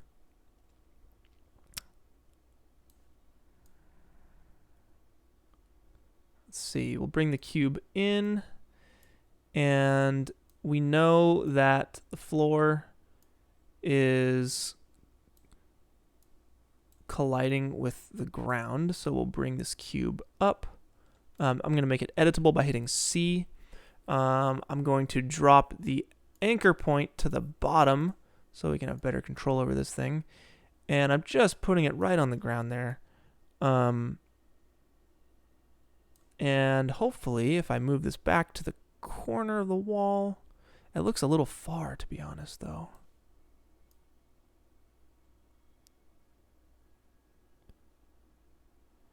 Yeah, we want it to be lined up. We want this cube to be lined up with the corner of that wall. So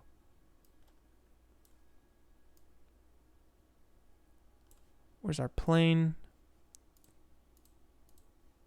Well, just for the sake of for a visual check, let's make this thing like a light green here.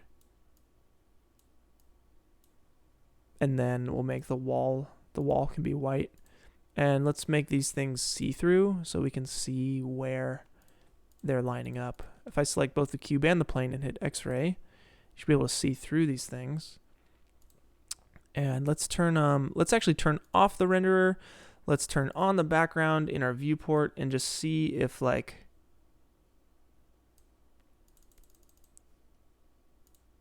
going to turn off the cloner in the viewport as well. Let's turn our figure back on so we can see the feet. And we basically want this corner to line up here with this wall. And that's basically the only objects we need to add into the scene here. Because this wall is actually going to help. It's going to like bounce the cabbage and the carrots are going to bounce off of that. And actually, that looks pretty great. I just moved it up, and it's lined up pretty nicely right there. And the wall is going to be white, so I'll make this cube white as well. So let's turn the renderer back on. And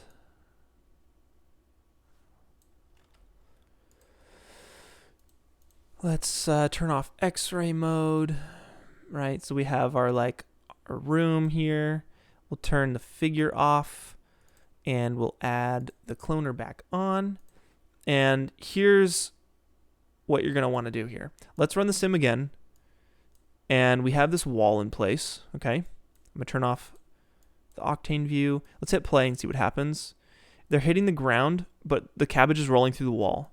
So what we're going to want to do is give the wall a collider body as well. So I'm going to control drag the collider tag from the plane onto the wall. So now the wall is in play. Things are bumping up against the wall. So I'm going to hit pause on this, okay? Go into our camera view. Let's go real quick. What's the best way to do this? You know, let's just say screw it. Let's go to the cloner, the rigid body tag, and we're going to freeze the position of the cabbage and the carrots here, okay? That's the whole reason we're doing the dynamics here, is to just freeze them and get a natural looking spill on the ground. So what I'll do is in the rigid body tag, we'll go to cache.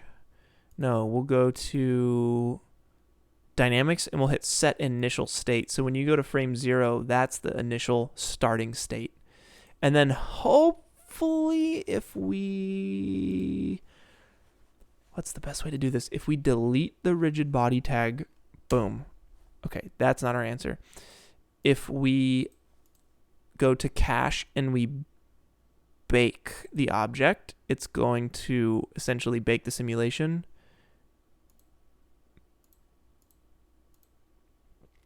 Okay, and then if we delete the tag then? No, that doesn't work. Okay. Basically, I'm just trying to get this shape, okay? So maybe what we need to do is select the cloner and select all the objects inside, right-click, and go to Connect Objects. And that, did that work? No, that didn't really work. Huh, okay.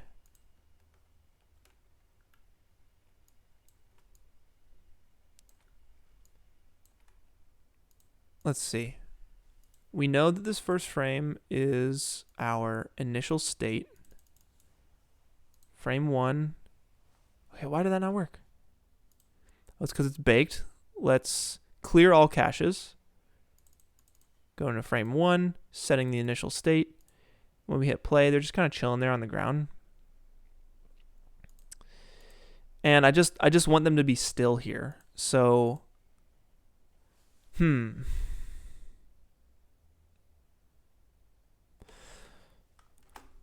Well, at the end of the day, we're going to have to render this out regardless, right? We should probably get rendering pretty soon.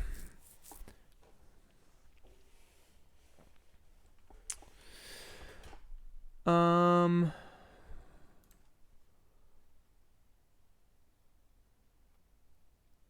right, let's hop into our camera view. Let's render our scene. And instead of these walls right here, let's have it just be our footage.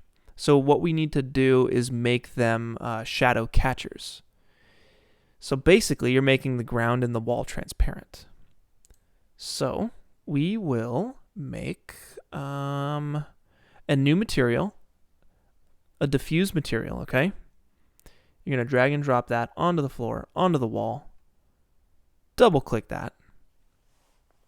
And let's see here.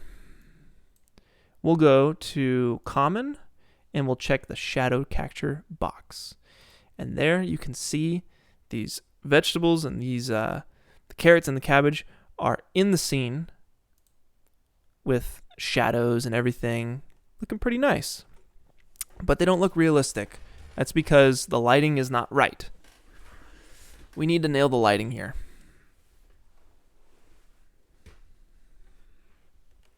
So, how are we going to do that, guys? It's going to be easy, I promise. Okay, so basically we need to build out the house very quickly and light it with like a sunlight, okay? So we're going to hop out of camera view, zoom out here, and let's take our plane here. And since I know what my house looks like, I'm basically going to stretch this floor out. This wall becomes a wall over here. I'm going to duplicate it again, holding Control and holding Shift. I'm going to make this back wall here, okay? It's probably around there is where the refrigerator is. And there's another wall back here. And then I'll make a cube and bring this in like this. Okay, that is very important. We do this. Okay, we're going to duplicate that again. And we're going to make my monitor. Technically, there's two monitors like this. And technically, it's kind of like that. And then I am streaming from this position like so. But just imagine I'm in a chair, okay? So that's where I am, streaming right now. And this is where the footage was shot. It was like back over here. Okay. And there's a window here. You know, there's actually a few windows. So I'm looking at the house here, and I'm seeing there's a window 1, 2, 3, and there's some windows all around, right? So let's make these windows real quick with a boolean or a bool object. Okay, so I'm just roughing this in, and this is really going to help. Like the more accurate you get this, the better.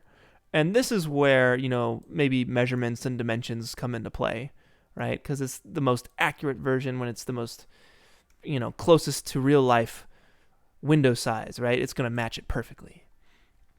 So I'm just guesstimating this, guys. Probably getting a window about yay up here. I'm gonna get these walls right. Okay, the walls are gonna make a bit more sense here. Let's see. The window's about probably there. We have another window which is at the front door. Something like this. And this whole process is to get the lighting right, okay? We have another window in the corner about like that. On the other side of the room, we have a door like this. And you don't have to model this stuff like exactly, right? You don't have to add your bevels and all this. And we got another window here, a small one like this. Next to that, we have a little bit larger. And then on the other side, we have a window like that. That's that window. Right behind me, yeah, is this window right here. As you can see by this perfect reenactment that we have set up here. Okay, so that's about that. It needs a roof, okay, because technically it's an interior scene. So let's take these cubes, 1, 2, 3, 4, and group them together. And we want to put them in a bool modifier here, a little object. And let's take all these cubes, all these windows we made. 1, 2, 3, 4, 5, 6, 7 windows. We'll group those windows together. And basically we're going to say our room, which is A, minus our windows, which are B. All right, and we'll say it's one object. Create single object. Hide new edges. And our, let's see, our windows aren't thick enough, so I just need to come through all of these little windows here and just kind of open them up a little bit so that they're punching through the entire wall.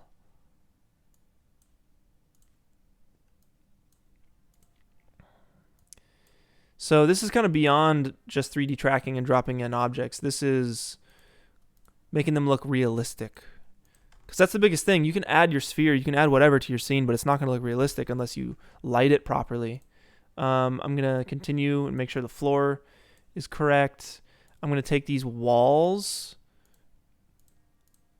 I'm going to move up because technically the roof goes up. The ceiling goes up there. And I have a arched ceiling, but for the sake of this tutorial, I'm not going to do that. I'm going to just put a cube. Oh, come on. I'm just going to put a cube as the ceiling here, a little topper.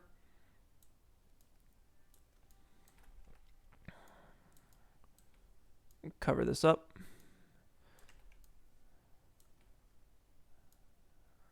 All right. And it also needs the same shadow catcher. No, I lied. It doesn't need the shadow catcher. But what we do need is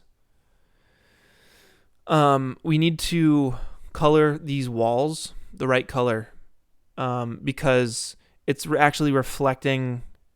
You want the cabbage and everything to be reflecting the right stuff. So let's continue. We need to...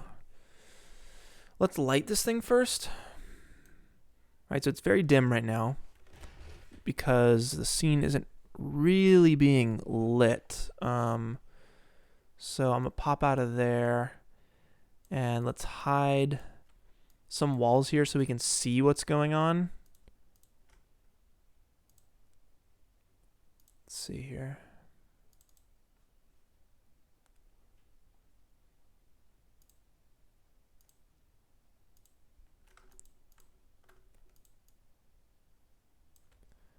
Boom, and we'll hide the ceiling. And I'm just renaming this stuff so I know what's going on.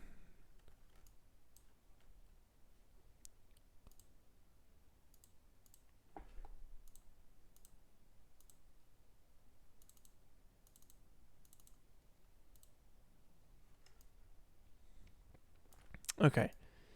This wall, I know this wall right here needs to scoot over because the sunlight is coming through that window. And we don't want to block it.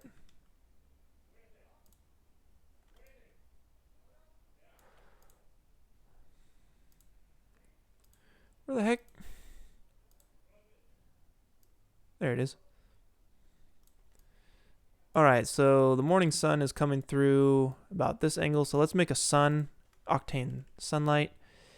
And we'll basically, where this line is, the sun is pointing in that direction. So the sun is shooting straight up through the ground. We want it to go the other way, so it's noon. I'm going to better position the roof here.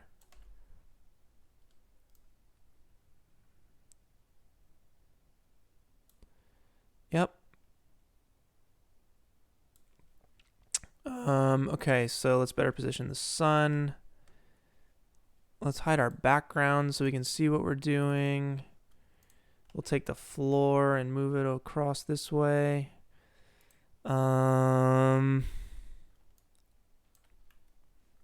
Where's the sun? Here we go. Yeah, so the sun is kind of shining through these windows here.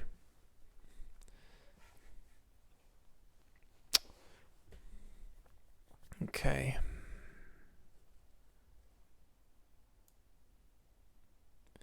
It looks really ugly. Definitely not the vibe we're going for here.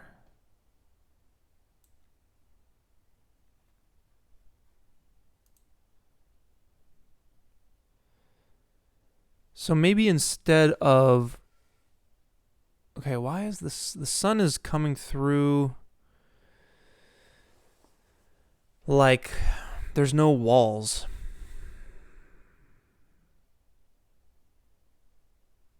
And I think it's because of our shadow catcher. We have things that are shadow catchers that should not be shadow catchers. So let me see what it looks like if we take the shadow catcher off. I'm going to come out of camera view here. Slide into our scene.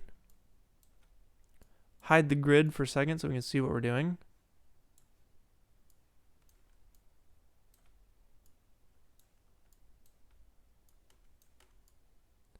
And the sun should be shining through these windows right here, down onto our cabbage. So we just need to get the lighting, the angle correct.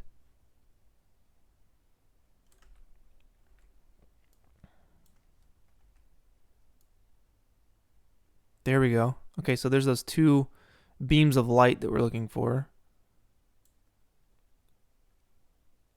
Maybe we can move our windows down a little bit and angle the sun down a bit. Right? Just trying to get those light streaks to be in there.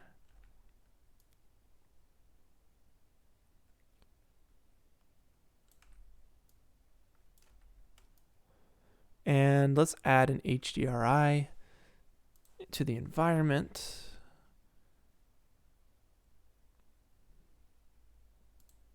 So it's dark. It's very dark. That's the first thing I'm noticing, is extremely dark. So we were closer in the beginning. Right. So maybe what I'll do is take off the ceiling here. Just take a look at our footage.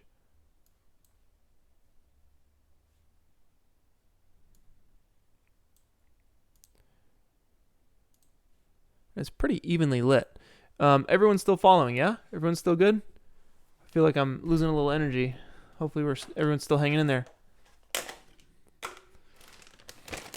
Snack break.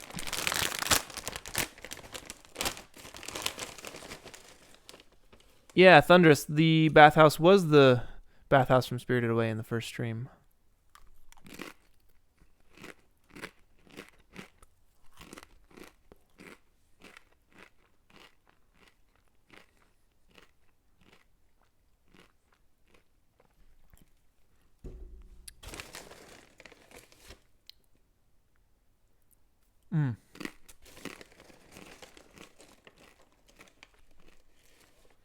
Okay, Johnny has a good point. He says the light bounces will be stronger and more bright when the walls are actually white and have something, light to bounce around.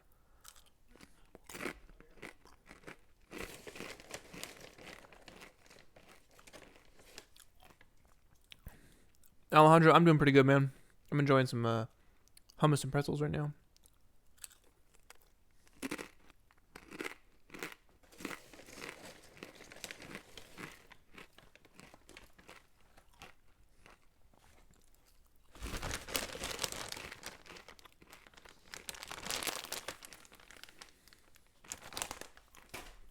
All right.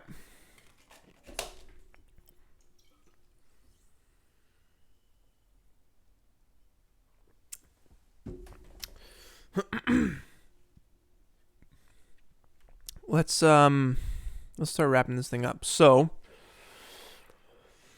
we want white walls for everything here.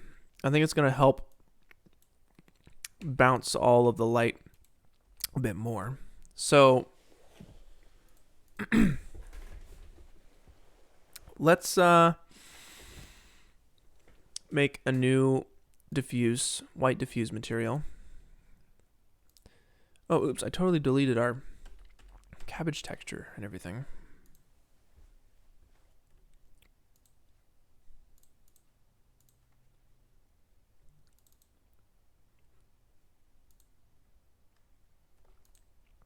What happened to our... What happened to our carrot texture?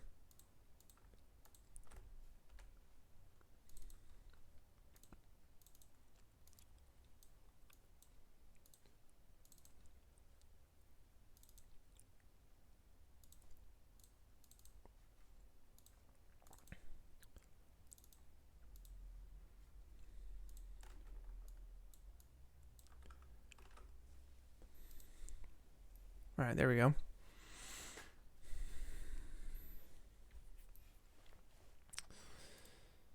Okay.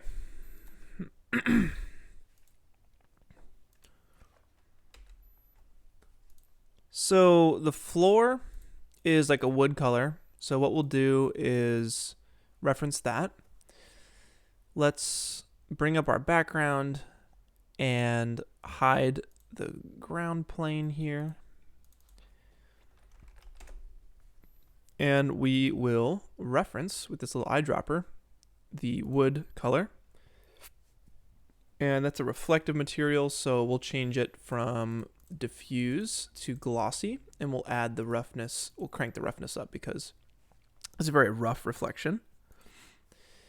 So we'll make sure that's on the ground. Okay.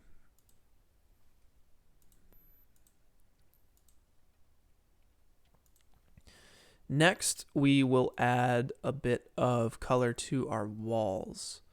So let's bring those guys back in. Still very, very, very dark. I'm going to mess with some octane settings here. Okay.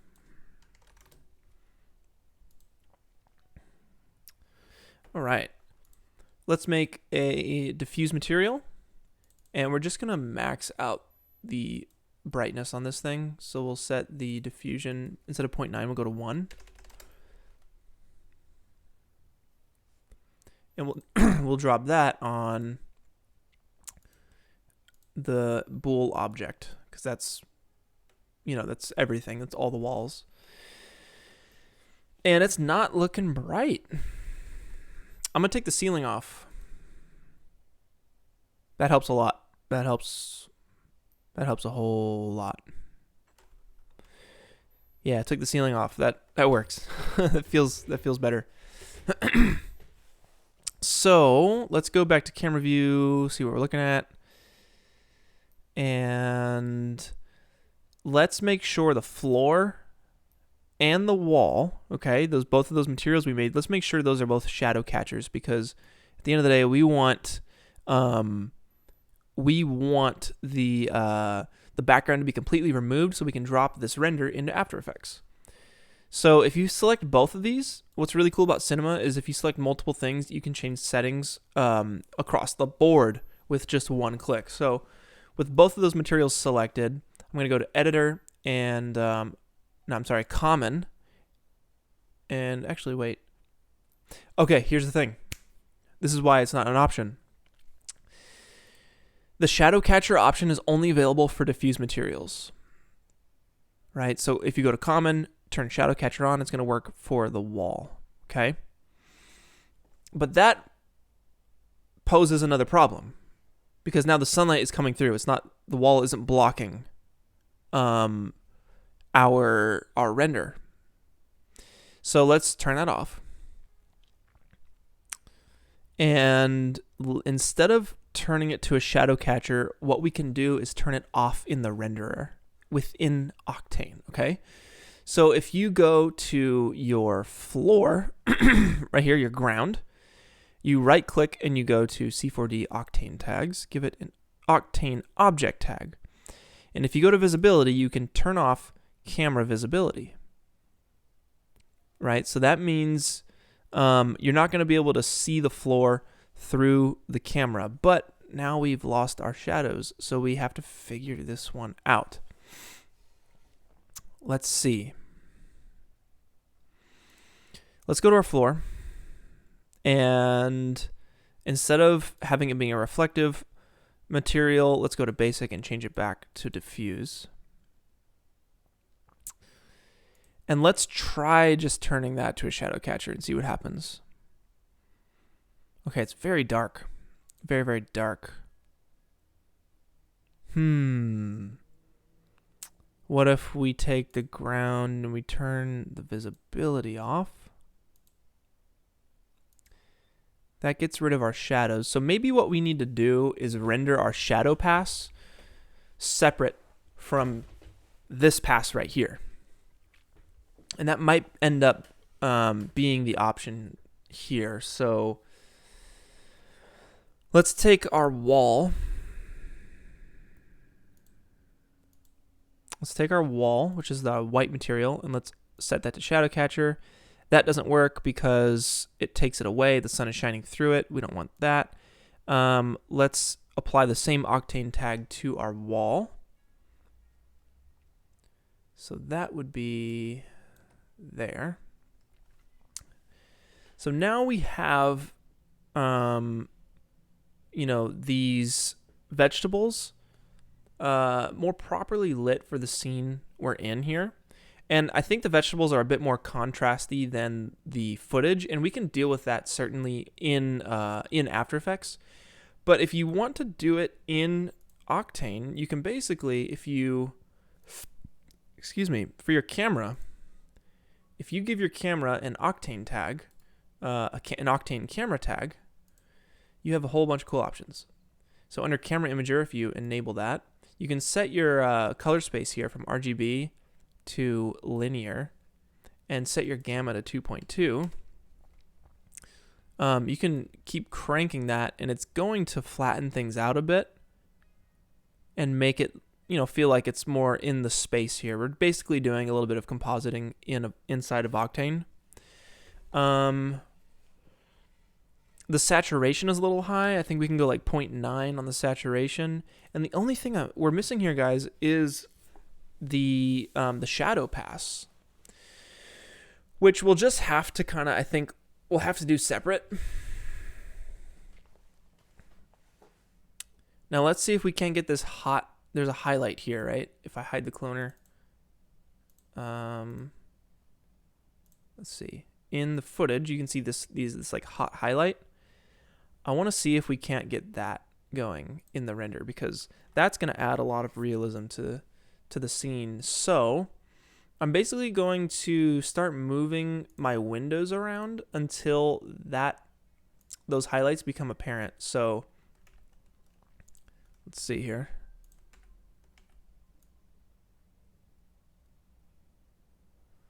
Where's my sun?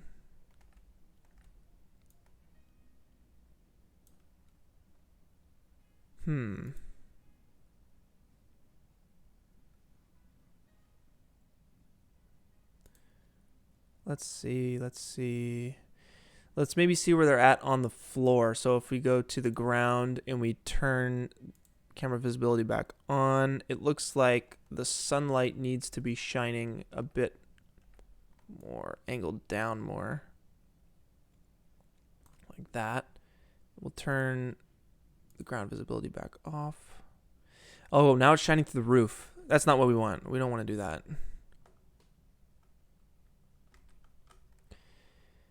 These windows should be registering. Maybe it's... So we're trying to get the sunlight to come through the windows. There we go. Maybe I'll just open up this window a bit more in the back here.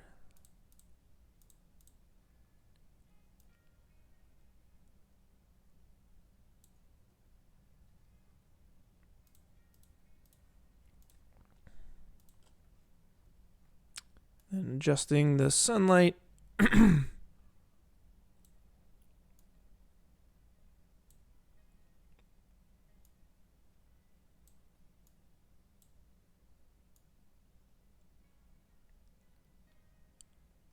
And the window, I'm just like, pushing and pulling this so that we can get that streak of sunlight right on the cabbage there.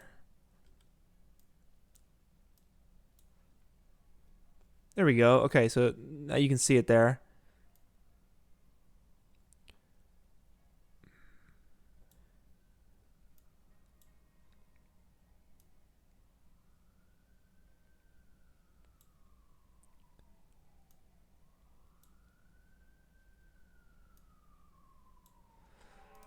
It's coming through.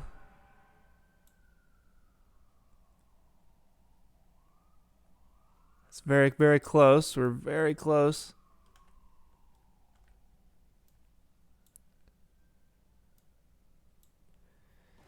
Perfect. Now we have this little like sunlight spot right in there.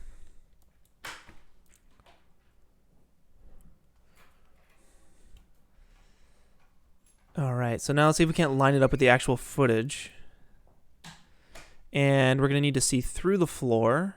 So we'll turn the camera visibility back off, and we'll zoom in here. Oh, thank you so much. What is this? You don't know? They gave me the wrong drink. They give you the wrong drink?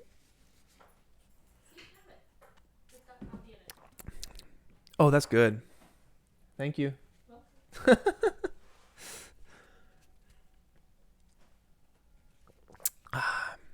Yeah, I think area lights on windows would probably work, but for the sake of this thing, we're going to keep moving. So you can see that sunlight streak is right there. We want to line it up more so with this piece here. So we'll do that by rotating the sun.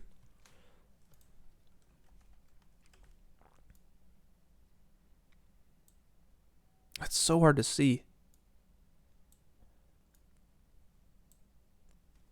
Oh, we're so close, guys. Look at that. You can see it right there. So I'll scoot the window over a bit more. Open it up a bit.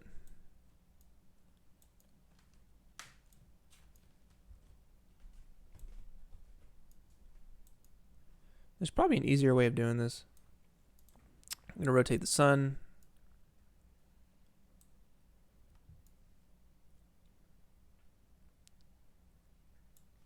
And move the window again.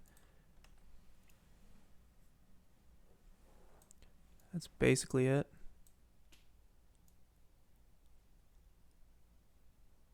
Yeah, and then let's see how bright that is? That streak. So I think what I'm going to do is just take the sunlight settings and take the power to like 2.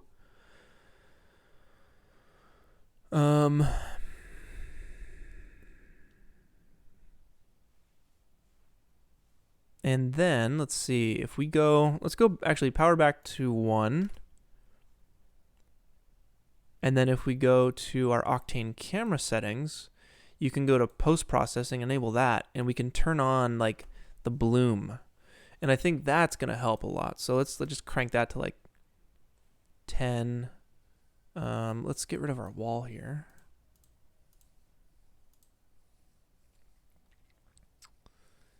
Okay. Glare power like 5. And we're just going to crank this to the max. We'll go like 100. And glare blur, we'll set that to 1. Glare amount, we'll go 5. Glare power, 50. And you can really see how like it's like a hot spot right on the sun piece there. And if you turn it on and off, you can kind of see how it's being affected. And we can really mess with this in After Effects. That's going to help a lot.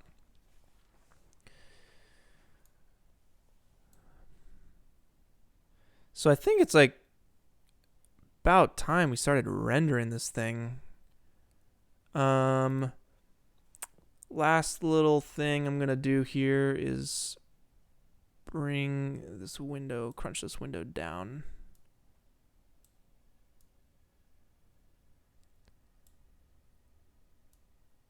So that the glare isn't going beyond the glare in the actual footage.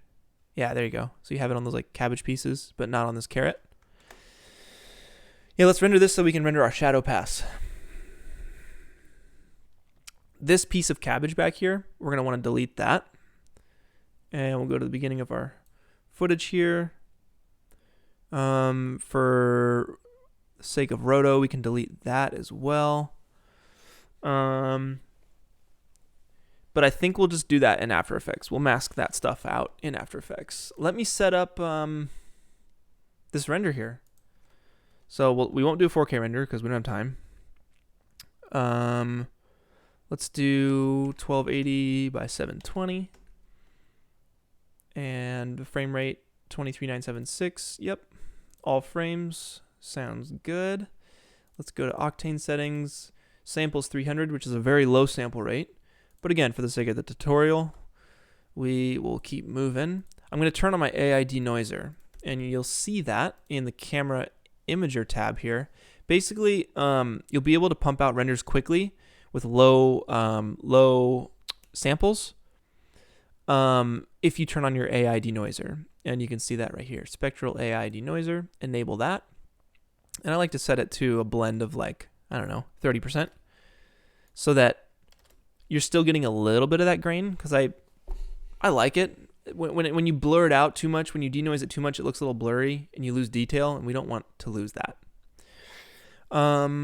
Let's see. Also in the camera tab, I'm going to crank up the highlight compression so we save a bit more of those highlights.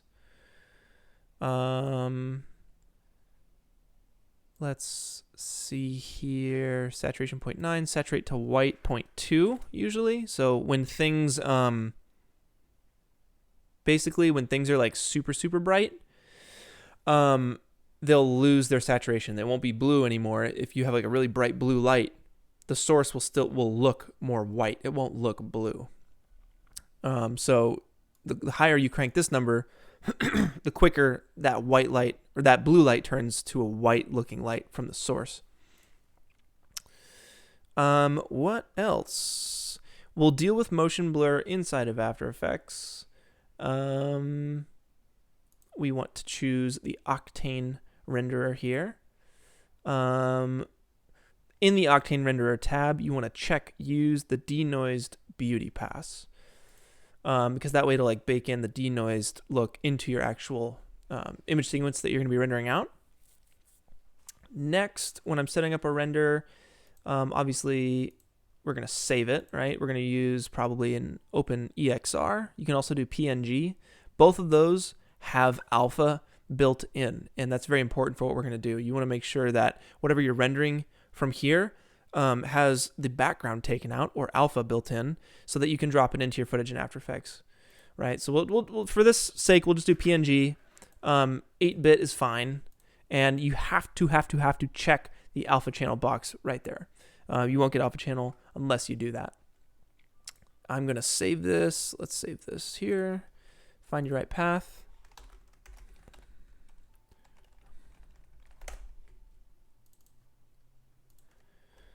Veggies. Sweet. Okay. Let's render this sucker. So this is your little viewing window here. If we go to filter, or I'm sorry, if you go to layer, you can see the different layers, right? So that you know, if you check single pass, your alpha channel is working properly, right? So when I set up a renderer, I always make sure that I'm looking here and this is working properly. And then you have your background, which has the, the bloom built in, right? Because the bloom, I think, is helping a lot with that sun streak. So we're looking at about 10 seconds per frame here. We could probably be going a little bit faster, but I'll leave it.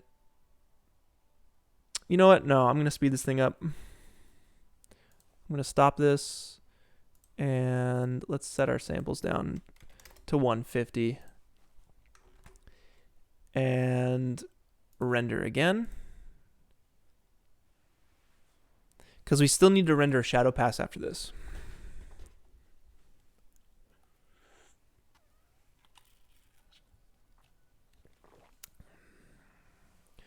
Pablo, so you ask, wouldn't highlight compression lose highlight details?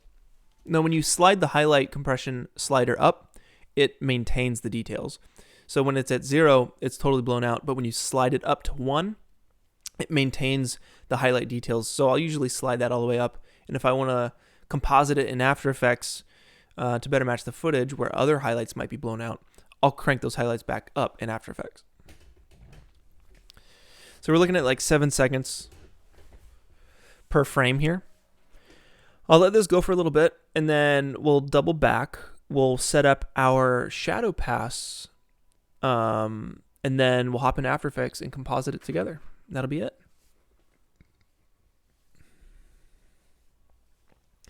Oh, snap, we got some Korean. I cannot read Korean. Working on that Japanese, but I don't have Korean down. Sam, do I usually do a multipass renderer? Not really. Like sometimes I'll do the like post bloom as a separate pass. In this case, since I can't get shadows working at the same time, I will in this case have to do shadows as a separate pass. But multipass is when you render multiple passes at the same time. In this case, I'm not doing that. And even for Boss Town Dynamics, we didn't do that. We just rendered out the beauty pass of the robot. Sometimes it came with, we had to render a separate shadow pass, but usually it was built and baked in because it was all outside. Yeah, I mean, sometimes you'll do like a ambient occlusion pass, but I rarely find myself using that. In this case, maybe an ambient occlusion pass would be all we would need for the shadow pass. But we'll mess with that in a second.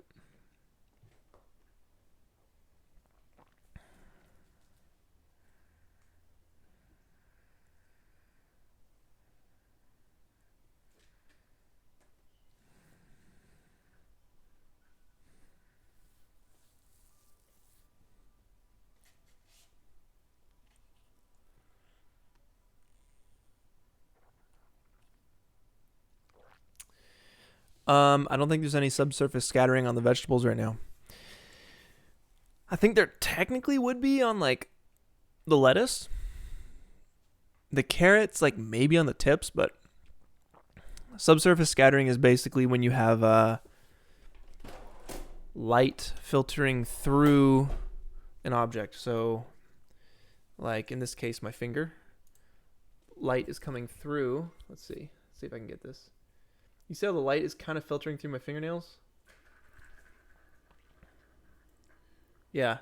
It's kind of hard to see on the webcam, but the light is filtering through my fingernail a little bit. Or like, say for instance,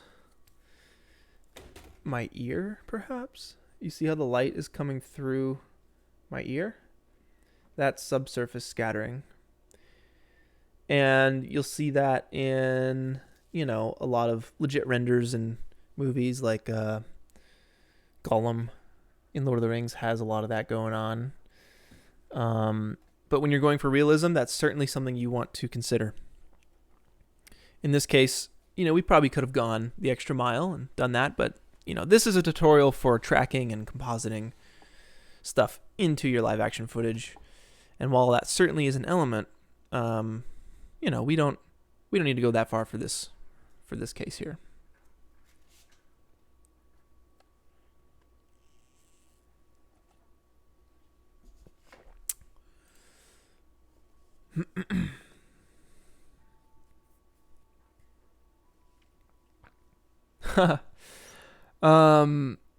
Gamer4028, I really appreciate you. I'm glad that this helps out with your exam.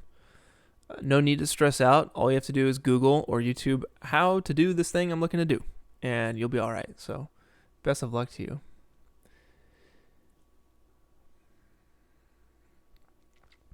you. Simon, have I thought about switching software? No, not really. If anything, it'd be to, stream and teach you guys Blender stuff. But there's a lot of good Blender guys out there already. And I'm very comfortable with Cinema 4D. They actually sponsor us at Corridor, so it's still free, and same for Octane. I have an Octane sponsor, so I don't have to pay for that either. So that's nice. If I was paying for it, I'd probably be switching over. But I love the software. It does everything I need it to do. So I'm just a big fan.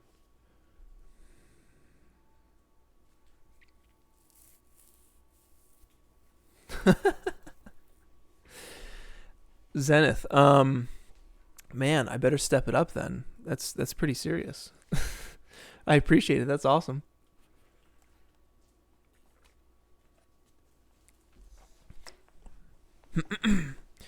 Okay, guys, I'm gonna stop the render here.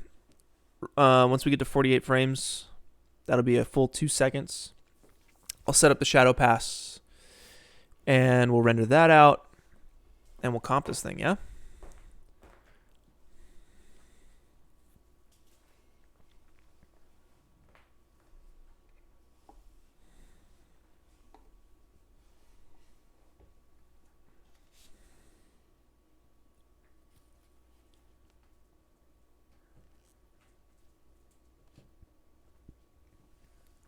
Pablo, yeah, we're still working in DaVinci for editing. I have mixed feelings on it. I'm so used to Premiere, but I'll give it the honest try.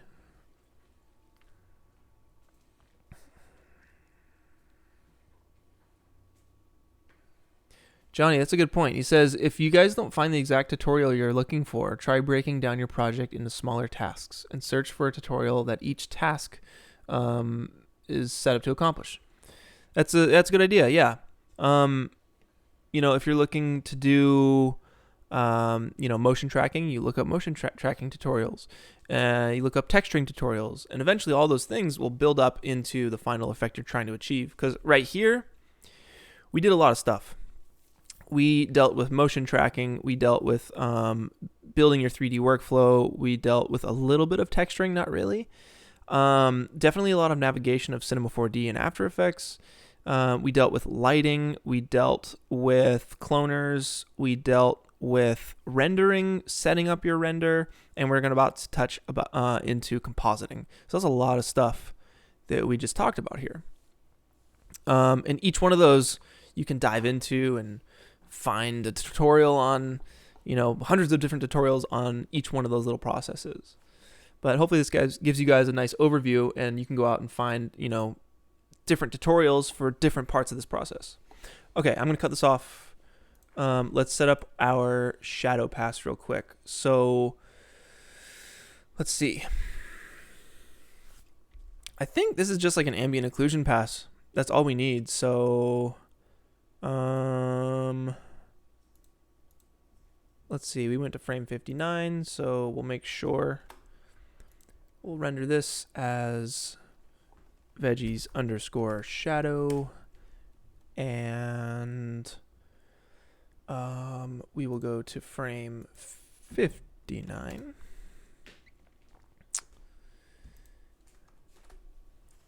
Okay. Let's set up the shadow pass here. So what are we going to need?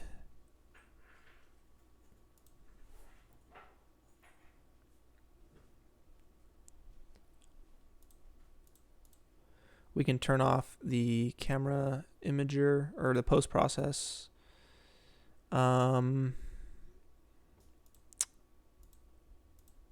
Let's see here.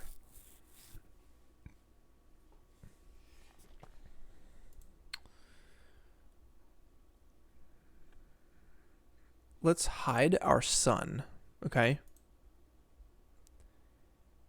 And let's turn our floor and our wall into shadow catchers. And then let's hide the objects here. Where are our objects? There we go. I'm going to add a octane object tag to the veggies and turn off camera visibility. And that is our shadow pass right there. And honestly, you can just use direct lighting for this.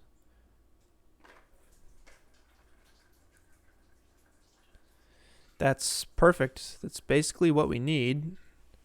So I think let's hit render on that and see how long these frames take.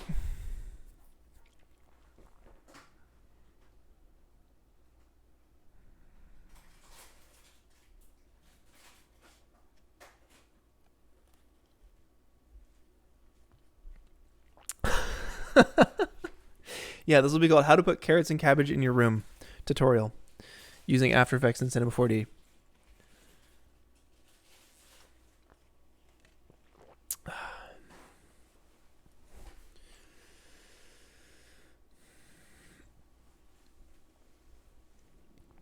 Sebastian, don't worry about spending any money on tutorials and stuff. Just worry about spending your time. So if you download Blender and DaVinci, those are two programs that you can use. Blender is a 3D program. DaVinci is an editor, as well as a compositor and a coloring. You can do sound in it too and export.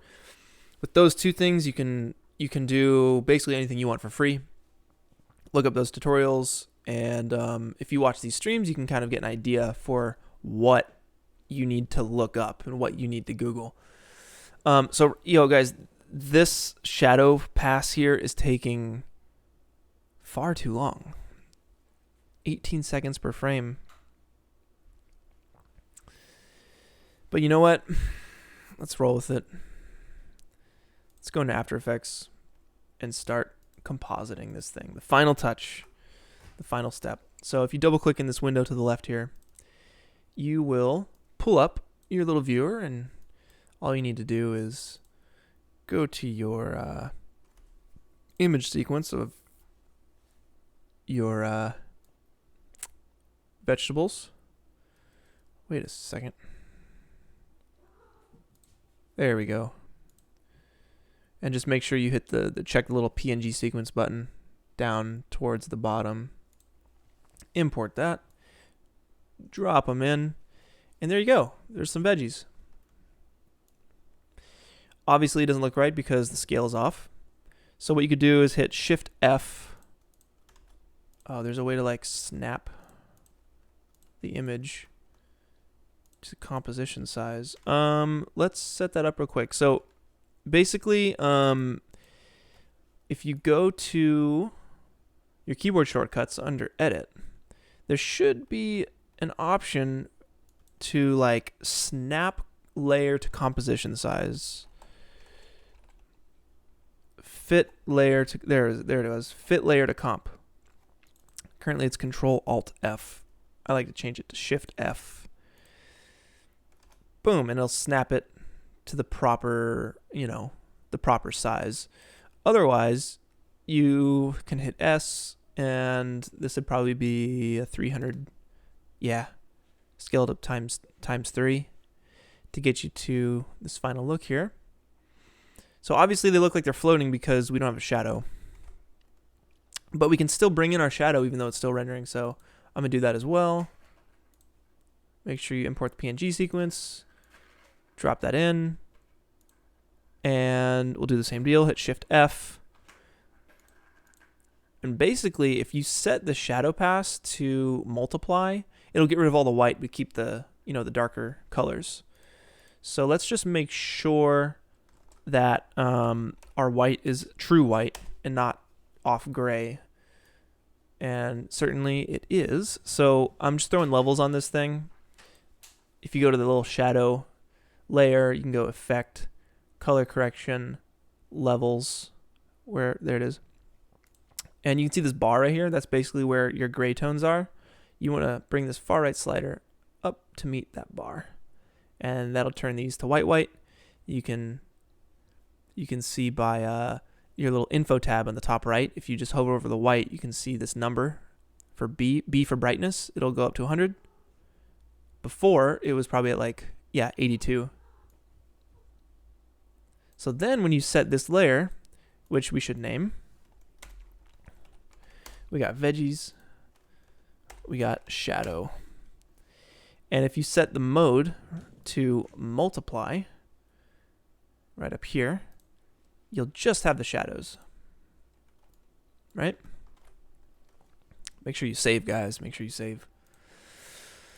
And there you go. So let's get into a little bit of nitty gritty compositing. So first thing I notice here, I'm zooming in, is there's motion blur on the footage itself. You guys can see this, right? It's a little blurry. It's not too crisp. There's a difference between this frame and this frame. This frame is blurry. This frame is not. So we want, this render here, obviously if we rendered it at a higher resolution, you'd really be able to tell that it's more crisp. But even still, we need to blur out this render, okay? So we want to match it. When there's motion blur in the footage, we want to match it here. And I'm using a plugin called Real Smart Motion Blur. If you guys are doing this as a job, that's the first thing you should get is Real Smart Motion Blur. It's the best thing ever.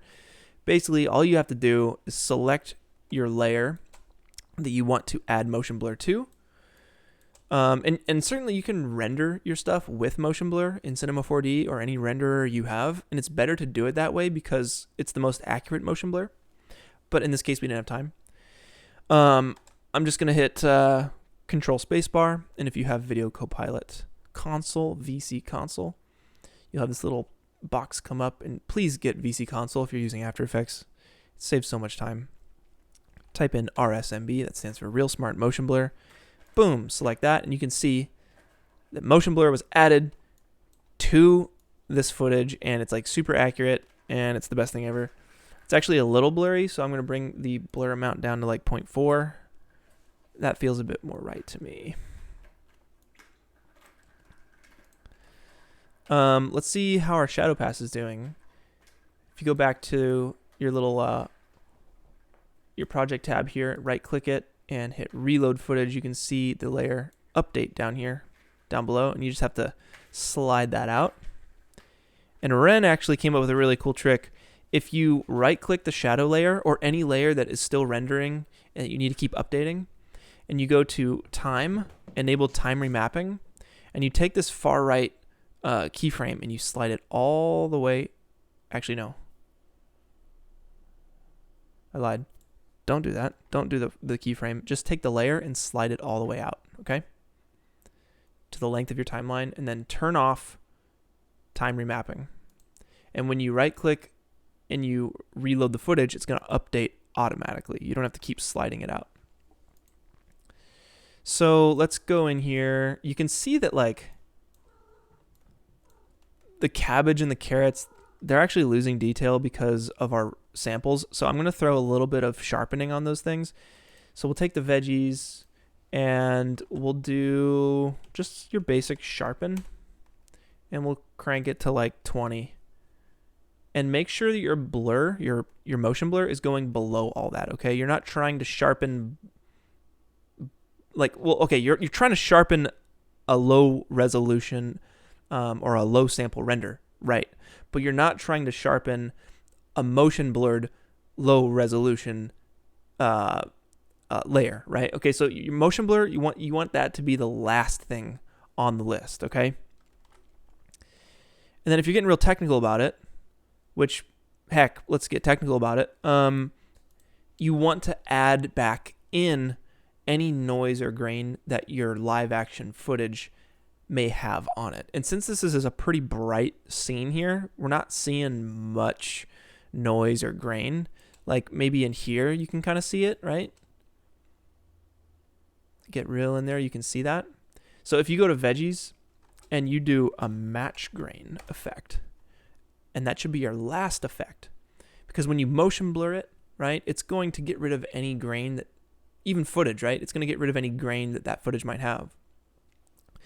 So you're going to want to add the grain back on top. And especially when compositing fake stuff, fake, renders onto live action stuff, you want to add that noise back into your render. It's just going to add. So under viewing mode, we'll set it to final output, and then the noise source layer, we're referencing something. You want to reference your footage, and there you go. It's there. You can see before and after is such a tiny. It's such a tiny little thing, but it is certainly a step in compositing your renders into live action footage. Next, I think there is like a white line around this render, and that It's just because I've done it so many times that I know it's there. It's hard to tell. But if you go to veggies, right click it, and you go to interpret footage. Okay, so usually it comes in like this, and you have to select straight, and that is going to get rid of that white line. But I didn't need to do it in that case, so that's nice. Let's update our shadow. All right, we're getting closer. And look at that, the motion blur is totally working on these veggies, and it looks awesome. I'll turn it on and off for you guys to get an idea. And I think it's still a little bit much, so I'll set it to 0.3.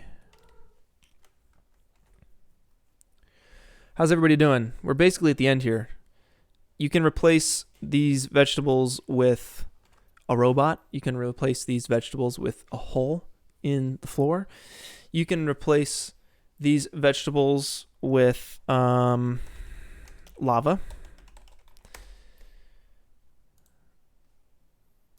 And we did this video a long time ago, and it's one of my all-time favorites.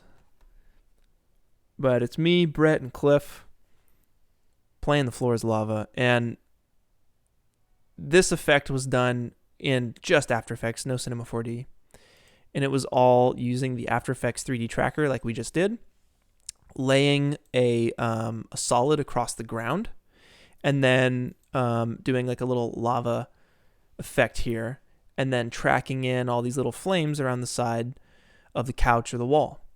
So this is no Cinema 4D. This is just After Effects only, using the After Effects 3D tracker and 3D solids, you know, to get you this cool look right here.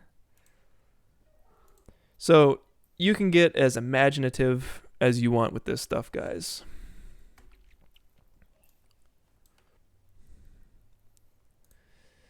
It doesn't just have to be vegetables.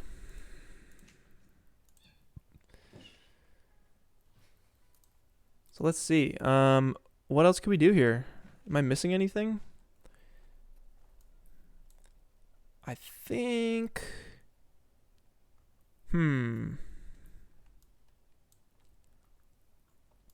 Oh, you see how the shadow is like taking down the highlights? Oh, whoa. We can probably crunch that in a little bit. Let's take the shadow. Let's add levels to it. Actually, the shadow already has levels on it. Let's go to alpha. And let's just kind of bring that in a little bit. Oh, wait, there is no alpha. I lied. We can go back to RGB and just kind of bring those shadows up a little bit. We can crunch it down so it's a bit more of a tighter shadow. Right, so we're looking at something like this. And I'm just kind of bringing in the shadow a little darker and then bringing in the highlights. And again, that's on multiply.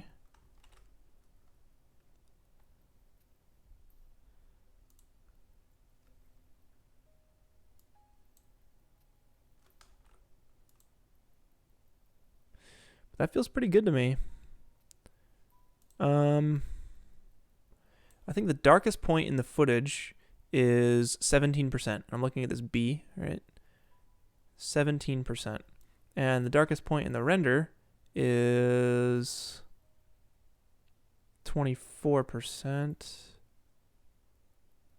18%. That's not bad actually. It's pretty close. 19%. Yeah, that's pretty good. If I were to do anything to this, maybe it would be saturation. Bring the saturation down a little. Yeah, something like that.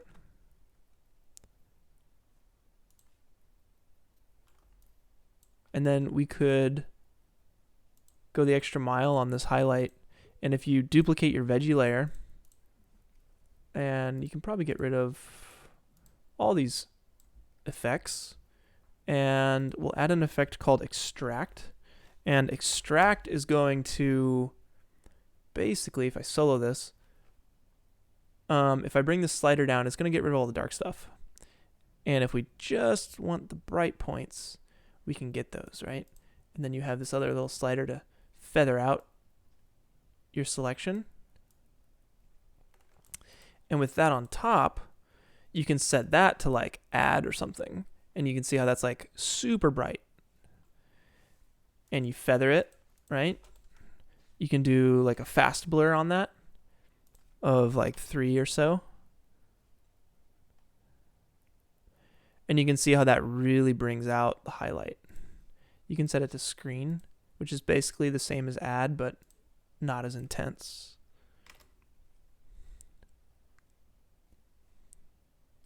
Yeah, and that'll get you a really nice hot highlight right there. Very similar to this one right here.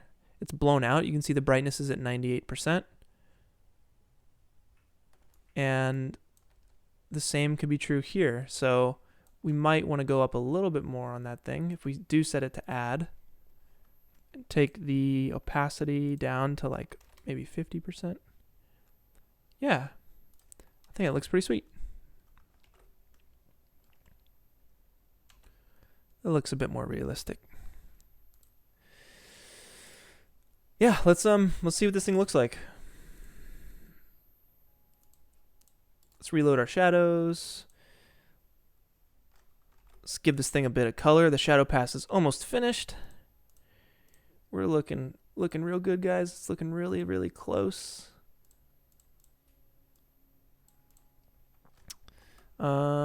Let's pre-comp all of this stuff. I'm gonna hit Control A to select all, Control Shift C to pre-comp it. Make sure you move all attributes into the new composition. And let's just real quick give it a little bit of color. So I'll hit Control Alt Shift Y. I lied. I'm gonna hit Control Shift Y. I lied again.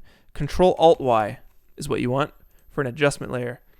And I'll just throw some like basic levels on this thing. Give it a little bit of contrast.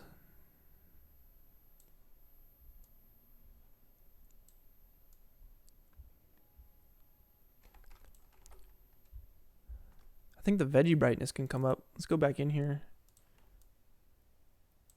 And let's... Actually, here what you can do is copy that adjustment layer, paste it in here, and just make your adjustments from in here. And let's see, we'll do, we'll just bring up the levels here on the vegetables. And we'll make sure that levels is at the bottom. That's the first thing we want to do is affect the color. The sharpening can come next. The hue and saturation can actually come after the levels. You have all your color stuff first, and then you sharpen it, and then you blur it. And then you have match grain on top, which I have hidden right now because it's very render intensive. So let's just bring up the gamma for the veggies here.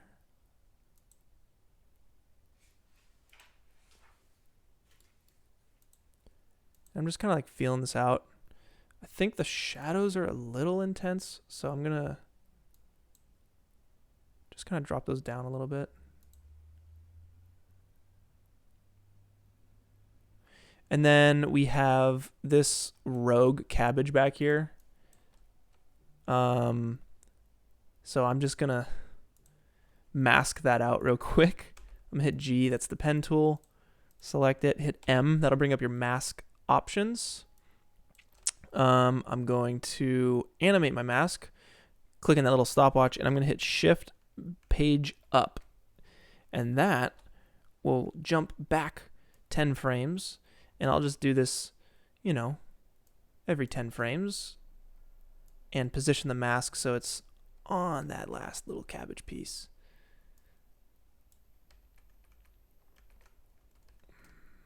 For all those frames there. It's a very quick way to garbage mat something out, right?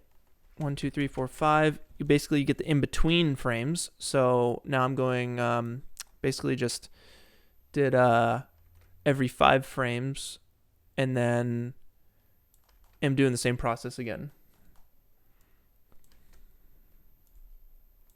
just to make sure.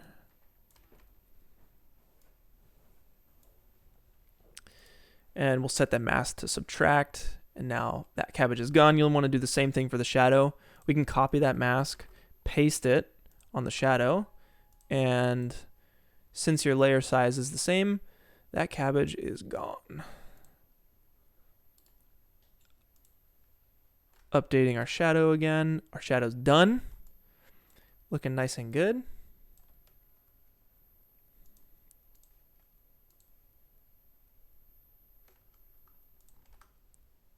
I'm going to duplicate the shadow and set the duplicate layer to 50% opacity.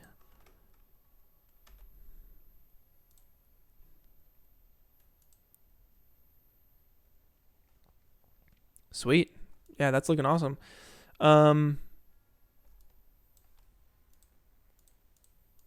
We'll hide the adjustment layer. And let's just give it a little vignette. So I'll hit Control Y, make a black solid. And if you hold down this little square rectangle tool, you can set it to ellipse. And if you double click that, it'll perfectly make an ellipse mask around the size of your composition. I'll set it to subtract. Hit F for feather, set it to like 200.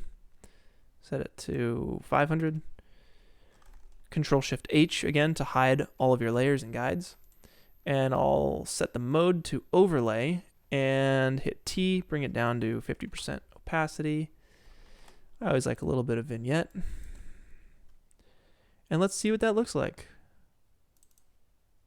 I think we did a good job here, guys.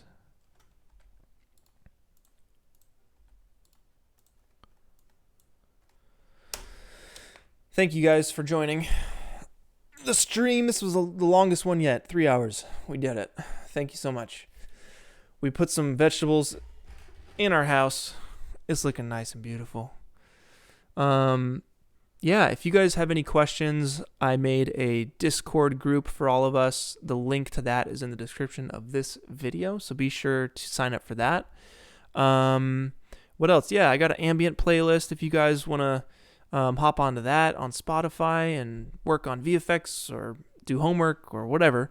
You can listen to that. It's super chill. Again, if you guys are looking for a way to help support the process here, I do have a website where I have photos from all across the world. I got Japan, China, Beijing, Indonesia, Taiwan, Ireland is the latest place we've been to. It's all film photography, some digital photography as well. And I try to get the prices down as low as possible for you guys. The prints look super nice.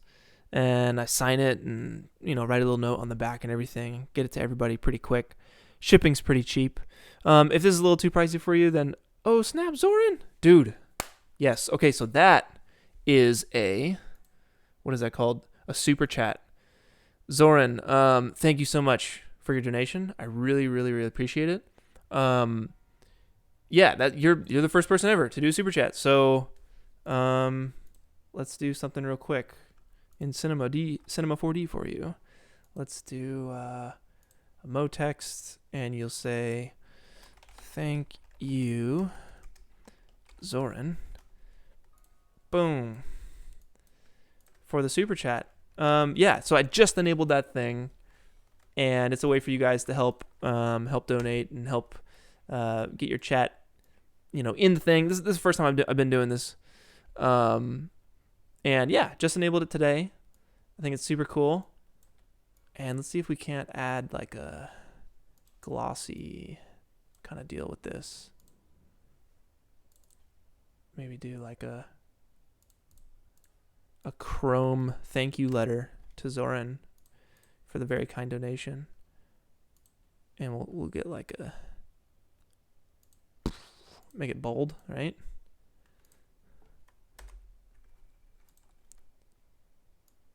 A little something, little sweet little sign there. But thanks, dude. Really appreciate it. Yeah, that was a good session, guys. I hope you learned a lot.